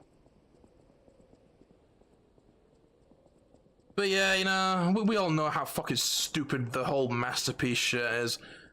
I don't even have a problem with people saying it. It's just that these fucking normies throw around this word so loosely that they've just stained the, you know, they've stained the reputation of this word, right? They've ruined the word. That's what it is. Like also YouTubers like that fucking penguin guy, you know, he's always one of those. I mean, look up fucking. I see it sometimes floating around, you know, and I've seen it before where, you know, insert game is a masterpiece. How many fucking videos of, like, how many of those videos does that guy fucking have?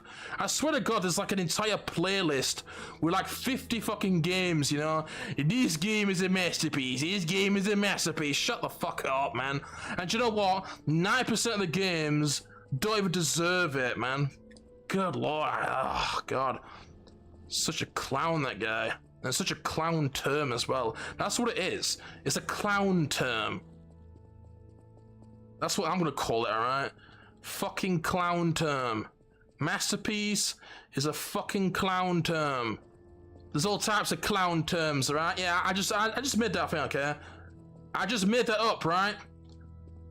Come on, man. The internet is all about lingo and these words. Well, you know what? I just made one up, okay?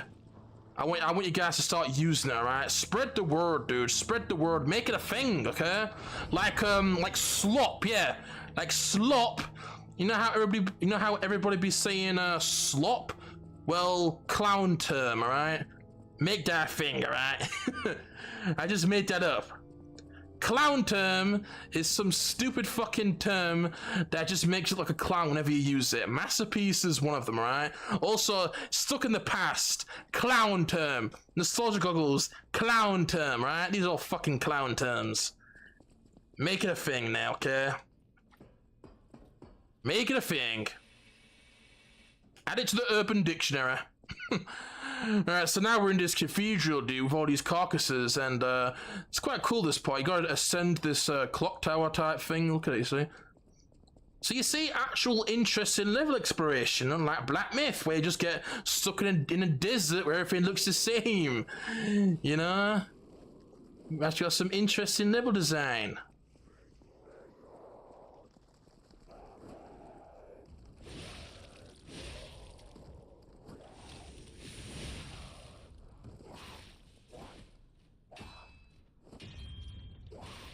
Man, get out of here. How many attacks?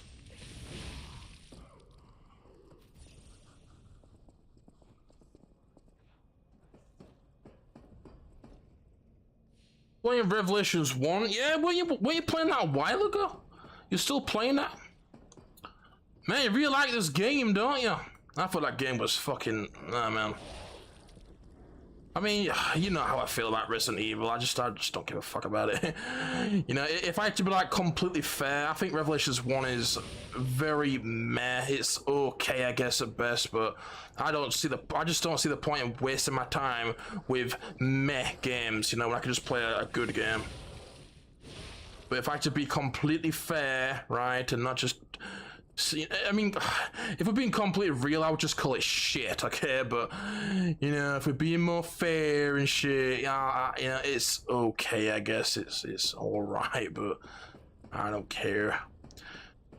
You have to read about the items, Crawler, to understand the lore, yeah, that's true.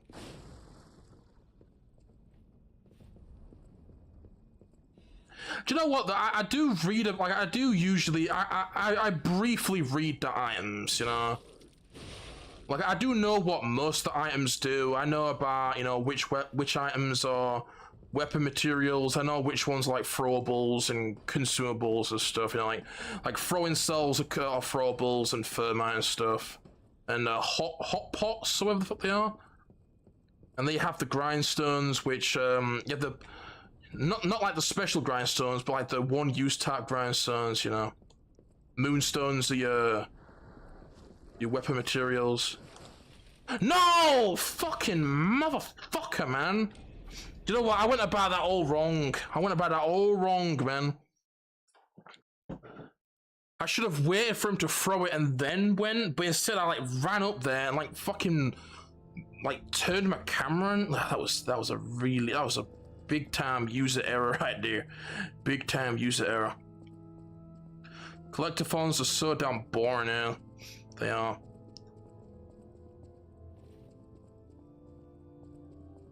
And yeah, the Black Myth Platinum is a definition of a collectathon. It's just a ridiculous amount of items. So many items.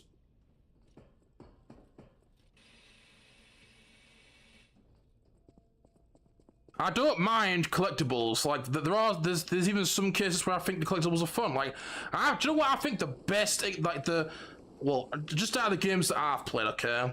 Out of the games that I've played over the years, in my opinion, the best example, or just the most well-designed, fun, interesting, come on. But I think the most well-designed collectibles in any game is the Batman games. The Arkham games and the Riddler challenges, especially Arkham City. Like that right there, that's how you do collectibles, man. Actually incorporating actual, like, fun game design into getting it, right? Rather than just, okay, look, you know, following a guide and just picking up an item, you know, like Uncharted, for example, you know. Oh, I go over here. Oh, here's a piece of treasure that didn't do anything, right? It didn't do anything. Oh, I'll pick up this piece of treasure. Doesn't do anything. Actually, like, either do two things. Either make the collectible, like, reward you in some way, right? Or have it be fun to obtain. And I think that the Batman Arkham City, for example, right?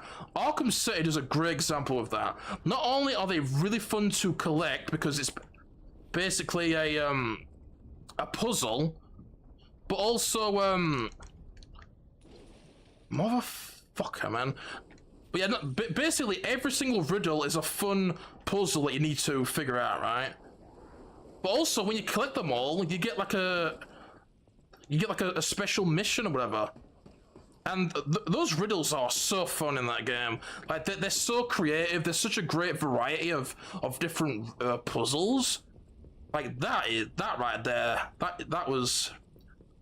I think Arkham City is easily the best example of collectibles. Like that is really well done in that game.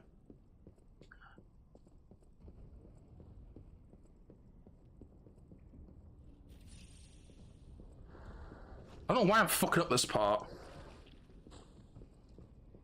It's easy, dude. I'm just fucking up.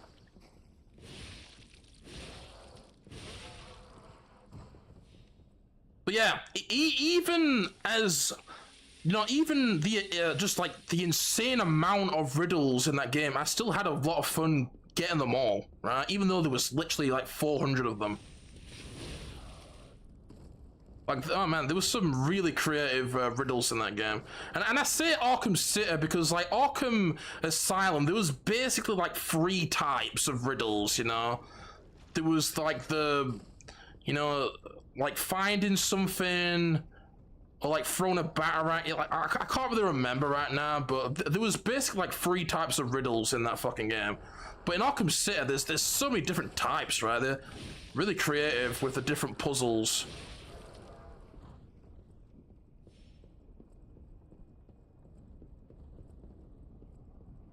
That's what they need to do. That's what they need to start doing with collectibles. Either make them into puzzles that you have to figure out, and you know, have lots of different types of puzzles that are fun to, you know, figure out or whatever. Or make them a reward. Like what's an example of like a collectible being a reward? I guess not Watch Dogs. Sleeping Dogs. In Sleeping Dogs, I guess not all the collectibles, but I guess the main one would be the shrines, right? The shrines were like health upgrades.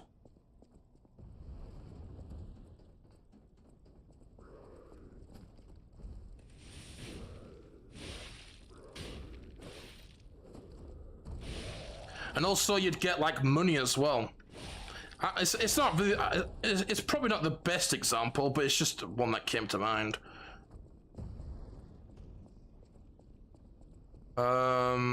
This is not a good place to be talking about this shit, by the way. This place requires focus. With all these ledges and shit and these traps. Jesus.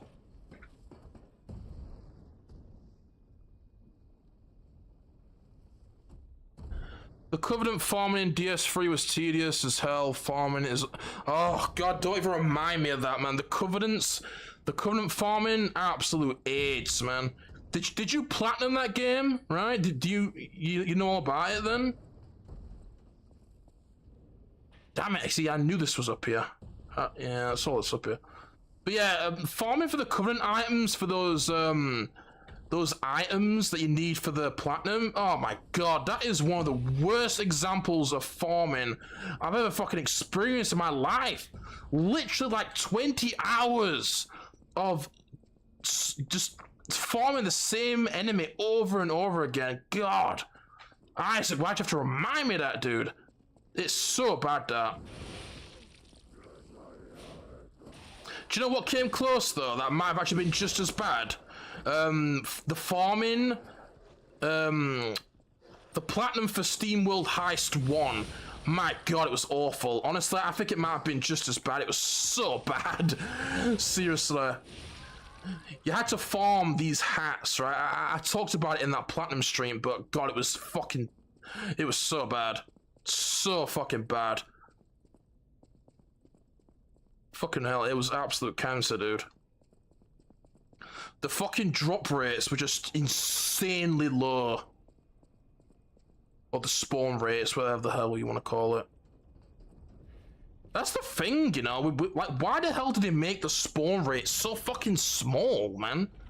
It's so oh my God, it's just, it needs to fucking change, dude. Like, it really needs to fucking change. Like, I guess like, for like, oh, actually, wait, there's a secret here. But like, at a minimum, right, at a fucking bare minimum, farming needs to be 100% optional. It should not be tied to trophies. It should not be tied to quests. It should be 100% optional, okay? You don't need to do it in any capacity, right? That should be the bare minimum. But, you know, they need to just, like, change it, right? Like, I mean, like, how the hell are farming, like, how the hell's farming usually used? Like, I mean, if you're gonna farm for souls, I'm not gonna count that, because you don't need to farm for souls, right? Like, if you farm for souls, then that's 100% your choice. You don't need to do it, right? But if we're talking like, I guess something like Hollow Knight Silksong, that is a terrible terribly implemented, like implementation of farming, because, like, what is it? The tools, right? You have to farm the tools. Or Bloodborne, where you have to farm the blood vials, right? Nope, that right there is disgusting. Seriously, do not put that in a. Oh, fuck off. Do not put that in a game ever. That is fucking completely unacceptable. Team Cherry are a bunch of cunts for fucking making it like that. That is a terribly implemented system for the tools. The blood vials, absolutely fucking retarded. But what is the solution for the blood vials? Oh, well, Dark Souls 1, Dark Souls 2, Dark Souls 3, Elden Ring, this game. The Estus Flask. Perfect system. It's perfect, right? So, you know, in any Souls game, in any Metroidvania, right, a game where whenever you use a checkpoint, it respawns the enemies, right? Any type of a game like that. What is the perfect system? The Estus Flask. It's been a thing for a decade and a half, right? That is the perfect healing system.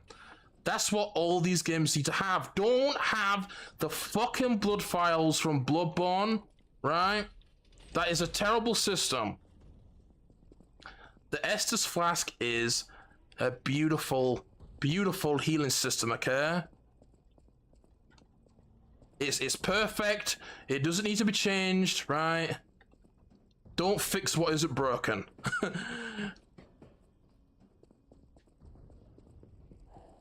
But that's what they need to do, okay?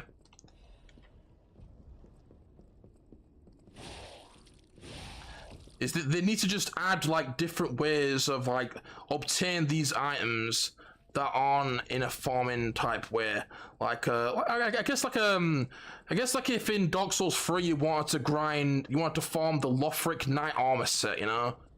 Well, maybe add a different way of doing it. Like, if you want to get the Lothric Knight armor set early on, then farm. But maybe there could be like a merchant in the game. You know, maybe like later on in the game, there's a merchant that sells all the armor sets, right? You know, so you can just buy them. So you can either choose to farm early on and get the set then, or you can wait and then just buy it. You know, do something like that, right?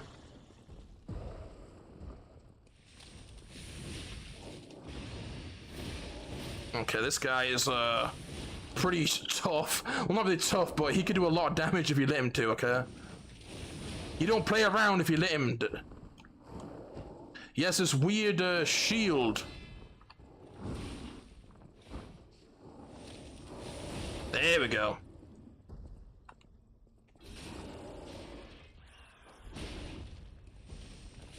Get those heavy attacks off, I'm telling ya. It's all about heavy attacks, bro.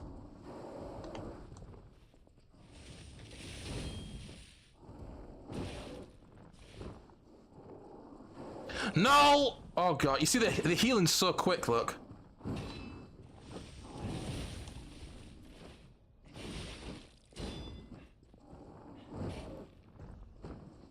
Oh god. Was a lucky parry right there. Oh god. Fuck off, dude. Okay, things can get really pear-shaped with that guy. He dropped a quartz as well. What build is this? This is basically a dexterity build. There's no magic in this game. There's strength, there's dex, and there's quality. I'm doing a dexterity. Or in this case, a technique, as it's called. I've never done a strength build, you know?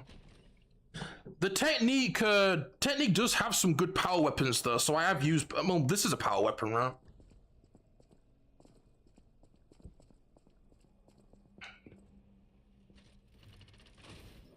Sekiro Traversal is so much better. The grapple alone makes it way more vertical and fun. Yeah, that was a great that was something I really liked about Sekiro as well, which, you remember earlier when I was talking about like innovating, having some really different type of mechanics in Souls games. Well, that's one of them, right? Like, Souls games for the most part, they don't have jumping, they don't have any type of climbing, right? It's just boots on the ground. You know, the most that the verticality comes down to is like dropping down ledges and climbing ladders, right? But that was cool. That was very different, you know. That's what I mean. They need to do more stuff like that. Just more like something that's very different. I can't. Like even if you just like incorporate ideas from different types of games, it's like, why? I mean, I'm not saying that there isn't any games. There probably is. That there's even like elements in these games, but why not have like Metroidvania type elements in more? I guess just any kind of 3D game, but like I'll just say Souls games. Like, you know, the only example I can think of is like Ratchet and Clank or Batman, like Batman Arkham games. You know, where you unlock an ability and then you can go back to a previous area and access an area that you couldn't before. Like, you know, we've all played it. You know, we've all seen it, right? In Metroidvanias, you know, unlock a grappling hook and then you can grapple up to an area, or you can use a dash to jump over a pit. You know what I mean? Why is there nothing like that in just more type of 3D games, or I guess in Souls games, right? I think that would be awesome. I think the idea of like exploring through, like the idea of going through an area for the first time and encountering like parts of it that you can't access yet, and having to come back at a later date after obtaining an ability is such a cool concept. It's just really cool, you know. Like it's just really satisfying, you know, like you know, encountering a grappling hook point, right? And then like, okay, I can't get this, I can't go here right now. And then much later on in the game, you know, getting a grappling hook and be like, oh, cool, I can access the area now. I wonder what's over there. It's just cool. We don't see like that anything in Souls games. Like the closest thing to it in a game like this is like keys, right? You might get like a key for a locked door, you know? We need that, okay? Then that's another type of Souls game. That's something else I want to see in just Souls games going forward, okay? More Metroidvania elements, right? Like you know, like imagine a game, like imagine a Souls game with the exploration of like Dark Souls 1, right? Combined with the Metroidvania elements. Like Dark Souls 1 has Metroidvania elements as well, but you know, nothing too drastic, right? You get the Lord Vessel, right, and it unlocks those fog gates. It's kind of basic, but I'm talking like proper Metroidvania type elements where, you know, like Batman, where you get gadgets so you can access things, right? I would love to see that incorporated to more Souls games. That would be a sick Souls game. Imagine the level design, the openness of Dark Souls 1 combined with Metroidvania type elements with today's Souls type combat. Damn, that would be fucking good right there. That would be so fucking good. And then also adding some new ideas for, you know, as on top of it, right? It could be it could be so good. That's what I mean. Just stop with the same shit, dude. It's like fucking Mortal Shell 2. That's just gonna be more Dark Souls. Code Vein 2. That's just gonna be more Dark Souls. Lies of P 2. That's probably just gonna be more Dark Souls. It's just gonna be more Dark Souls. You know, they need to just add more stuff and do something different or whatever. But Blind Man's Double-Sided Spear. You know, I wouldn't mind trying a different weapon, but oh,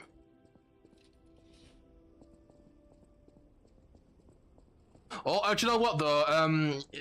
Going back to something that's shitty that we find the perfect solution for is fast travel systems, right?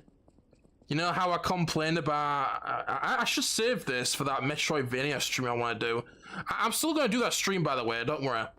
But the whole fast travel system, that's something else that's you know, that is really shitty. That's really shit, right? And you know what? You know what other game does it perfectly? Dark Souls 3, where you can just fast travel from any bonfire to any bonfire. That is the perfect fast travel system. That needs to be the standard, okay? The Estus Flask should be the standard for healing in any game where enemies revive, right? And the Dark Souls 3 fast travel system, right? Bonfire to bonfire. That needs to be the standard for fast travel systems as well. For real though. Okay? Okay? Hollow Knight Silk Song. My god, we're, 2025, right? We're in fucking 2025, well, 2026 now, but come on.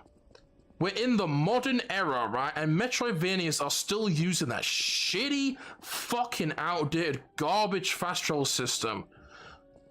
God, just stop it already, man. I heard they did that in that God of War Ghost of Sons of Sparta Metroidvania as well. It's got the same shitty fast travel system.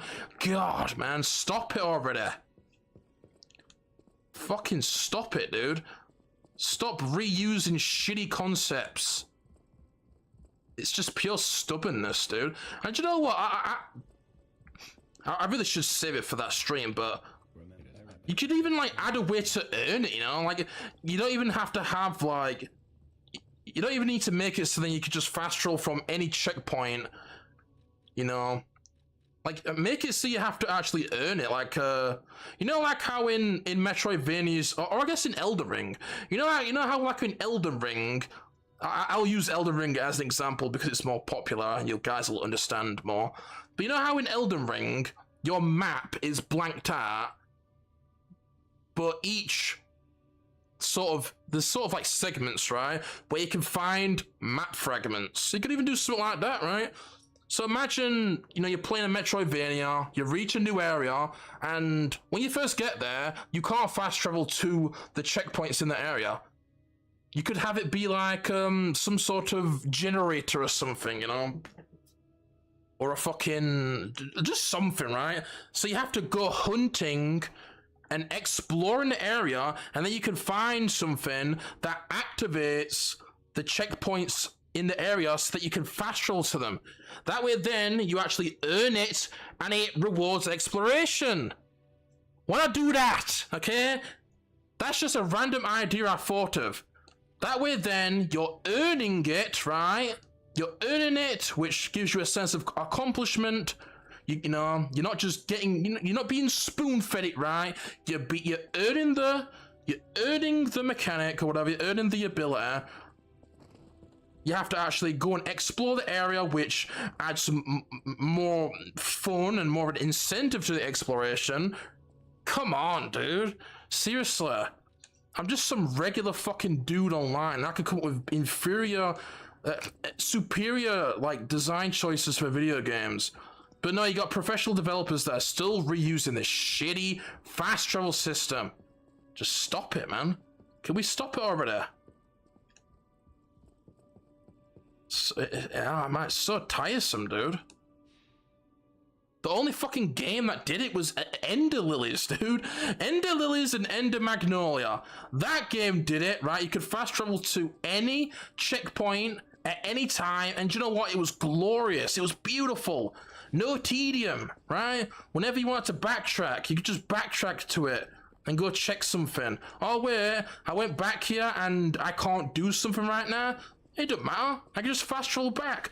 I don't have to spend 10 minutes running through an area, running past all the fucking enemies to go and check something out that I can't do anything with yet. It's so fucking ass, man. I'm sorry to rant about it, but I have a burning, passionate hatred for certain design choices in games, okay? And, finite healing systems and fucking that fast travel system where you have to go and find it and you can only fast travel to certain parts of the map. Oh, God, man. Seriously. What the hell did I come back here to do? I came back here to do something.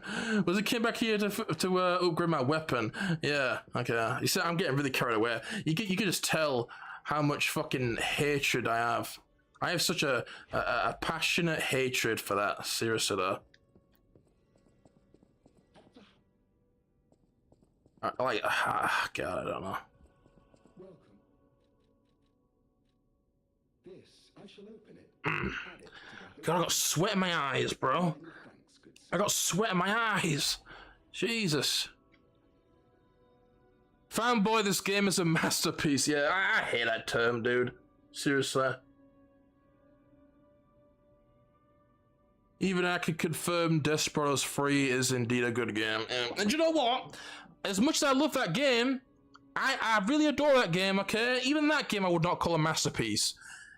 But it's because I won't call any game a masterpiece, alright? It's just how I feel towards that word. But I mean, if I had to, okay, like even though I don't care for that term, if I had to use it, right? Like if I had to name like a games that I think are masterpieces, then I would definitely put Desperados 3 on there, dude. Like I like to use the term damn near a masterpiece instead, okay? I think that's a more suitable term, but I would definitely call that damn near a masterpiece. So it's fucking hell, I love that game. I really, really, truly love that game. Oh, do you know what? Let me buy that apple, actually. Let me buy this apple, okay? We need that for a quest. The apple, okay? Alright, let me stop ranting anyway. I'm sorry for ranting, okay? But I have, do you know what, though? You can just tell how passionate I am about gaming, can't you? Because I rant about fucking shit that most people don't rant about. It's just my passion for gaming, okay? I have a blast playing Sekiro. I love the combat and exploration. Yeah, that's a really good game right there. Do you know what? I would much rather see a Sekiro 2 than an Elden Ring 2 or a Dark Souls 4, right? Or another Dark Souls type fucking game. Give us Sekiro 2, man. Really though. Like, I don't know what the fuck From Software are going to do in the future. I know they're doing some sort of... Are they doing some sort of multiplayer Souls game, like exclusive to Switch? I don't know what the fuck they're doing, dude. I think, honestly, I think From Software is in a real rough patch right now, you know? They've been milking the shit out of Elden Ring since it's come out. And now they're doing some multiplayer focused fucking game that's exclusive to Switch, you know. They're in a rough patch right now, right? Like, I just really don't have much interest in them at the minute. They really aren't piquing my interest, right?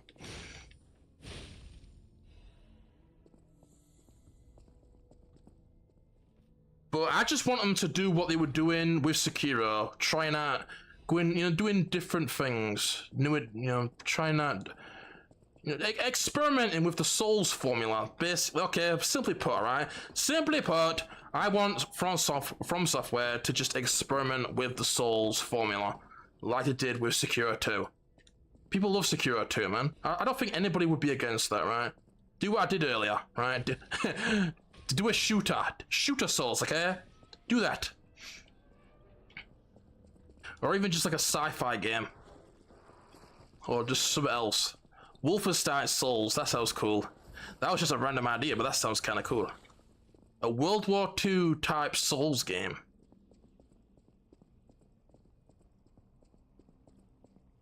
Obviously, you'd have to have some fantasy type shit where it couldn't just be World War II. World War II combined with fantasy elements.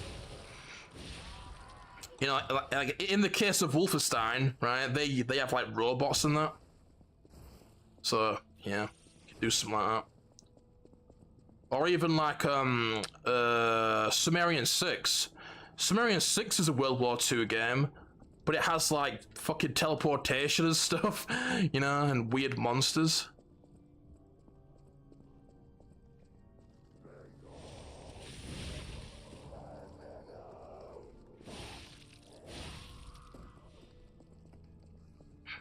I see people already praising Code Veronica Remake, shitting all over the OG. Oh yeah, you know.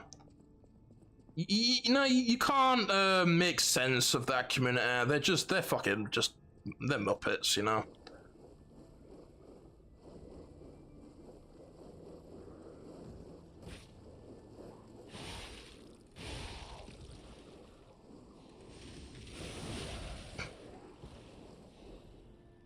Do you know what though? Fucking From Software really do be finding a lot of good solutions to like issues with their games. Like, do you know what? Another one I just thought of, the physic flask from Elden Ring. That's something else that was like a good solution to an issue, which I guess what I'm more specifically referring to would be like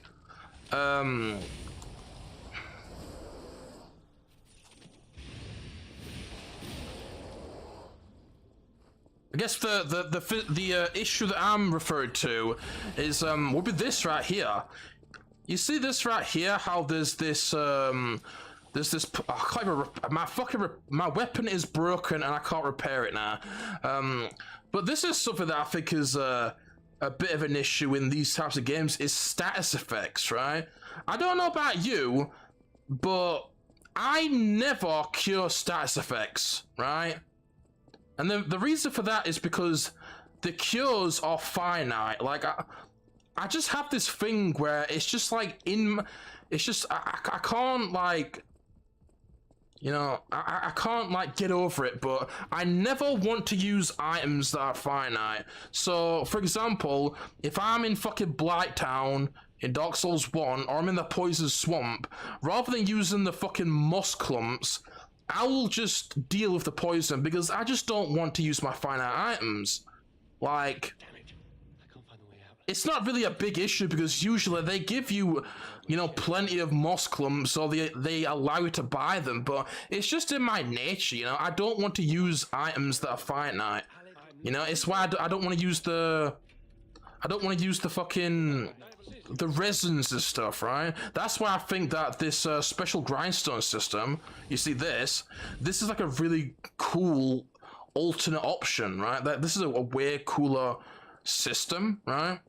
It incentivizes you to use it, and it just sort of fixes the issue, right? And that's something I think that the physic flask does, because like the flask, can't you get like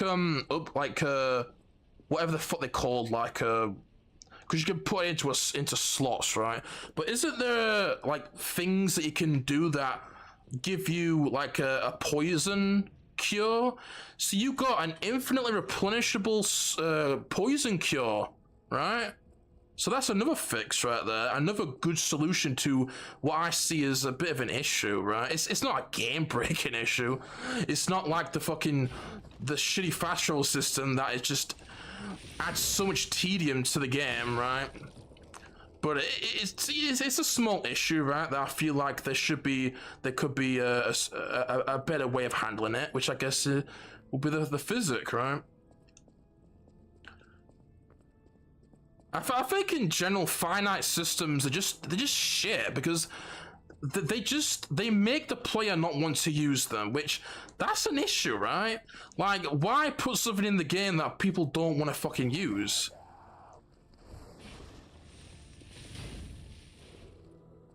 Like, if your player base doesn't want to fucking use something, then that's a fail right there. You know, you spent time developing a game and working on stuff to put in the game, but people don't want to use it. That's not a good thing, right? That's not good.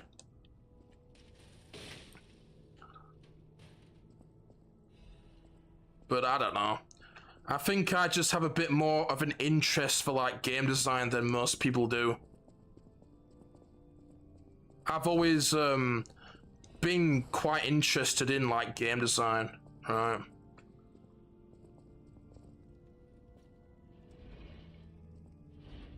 Man, I got a fucking headache, dude. Jesus, man. I never really played Ori anymore. Yeah, same. The last time I played Resident Evil was, I mean, not counting like the one-offs like that Code Veronica stream I did, but if we're talking like properly played it, you know, like a full playthrough or repeat playthroughs or whatever, or just like a full playthrough, but The last time I fully played through a Resident Evil was... I don't even know, dude. It was fucking years ago at this point. For real, though.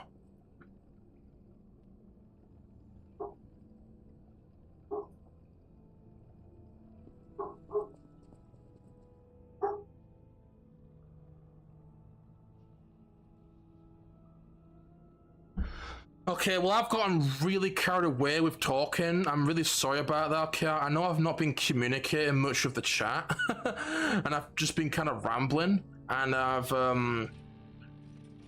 yeah, I've gone way overboard with that. I'm not going to be able to catch up with stream, especially since I need to end the stream in a minute, which I'm going to do after this boss, okay? So, I'm sorry, but I'm not going to be able to catch up on the comments. So I'm just gonna do this boss, alright, and then end it here because I do need to go. I didn't realize it was so late.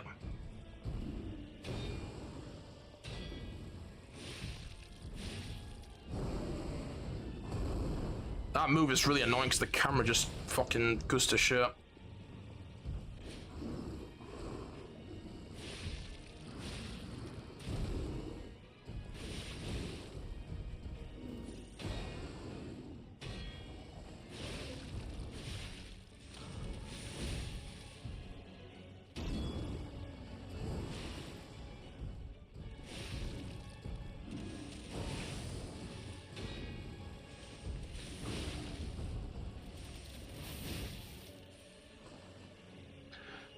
Alright, come on, you big gaping anus. It's kind of like Gaping Dragon, this boss, isn't it? Kind of like a take on Gaping Dragon.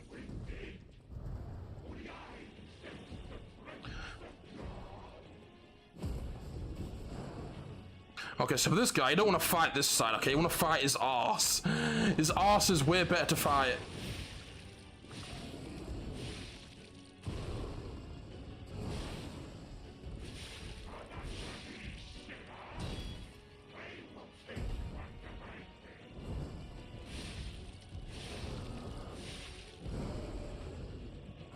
Oh, see what that's why that's an issue, dude. All you need to do for that is run away, but the camera fucking freaks out.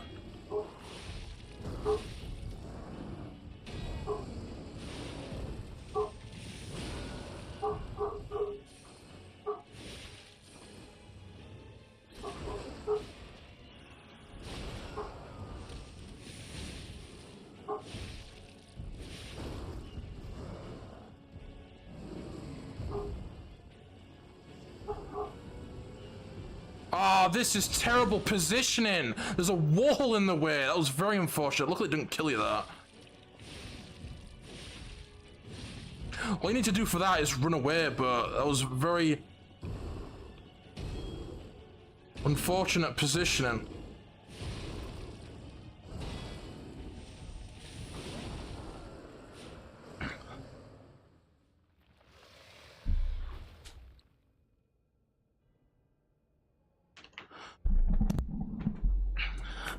But anyway, let me skim through these comments, okay? Because I was just talking way too much. I love the riddles in Arkham games. Yeah, they're great, right? That's a great way of doing collectibles.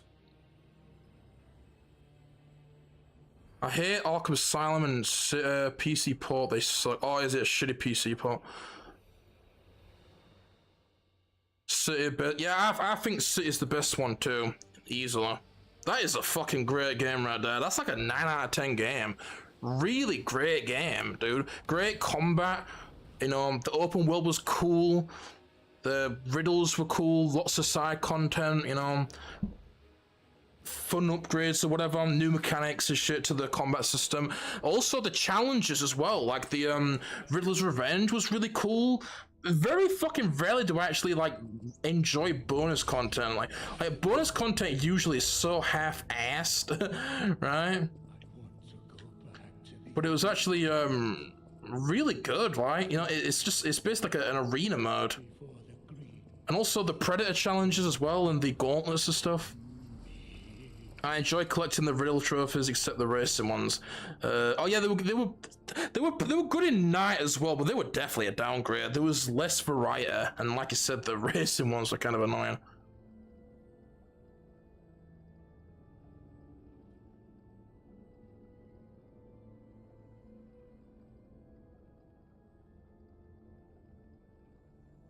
Recently, Plat might be the original Neo. No one played the game.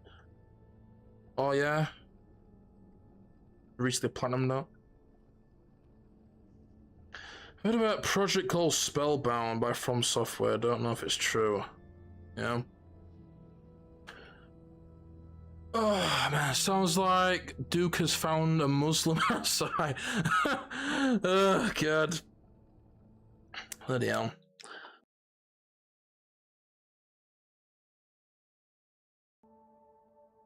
Yeah, in this game I've got 63 hours, and that's 3 playthroughs. So yeah, I mean the third playthrough I just sort of ran through the game, but yeah. My first playthrough of this game was 30 hours, I believe.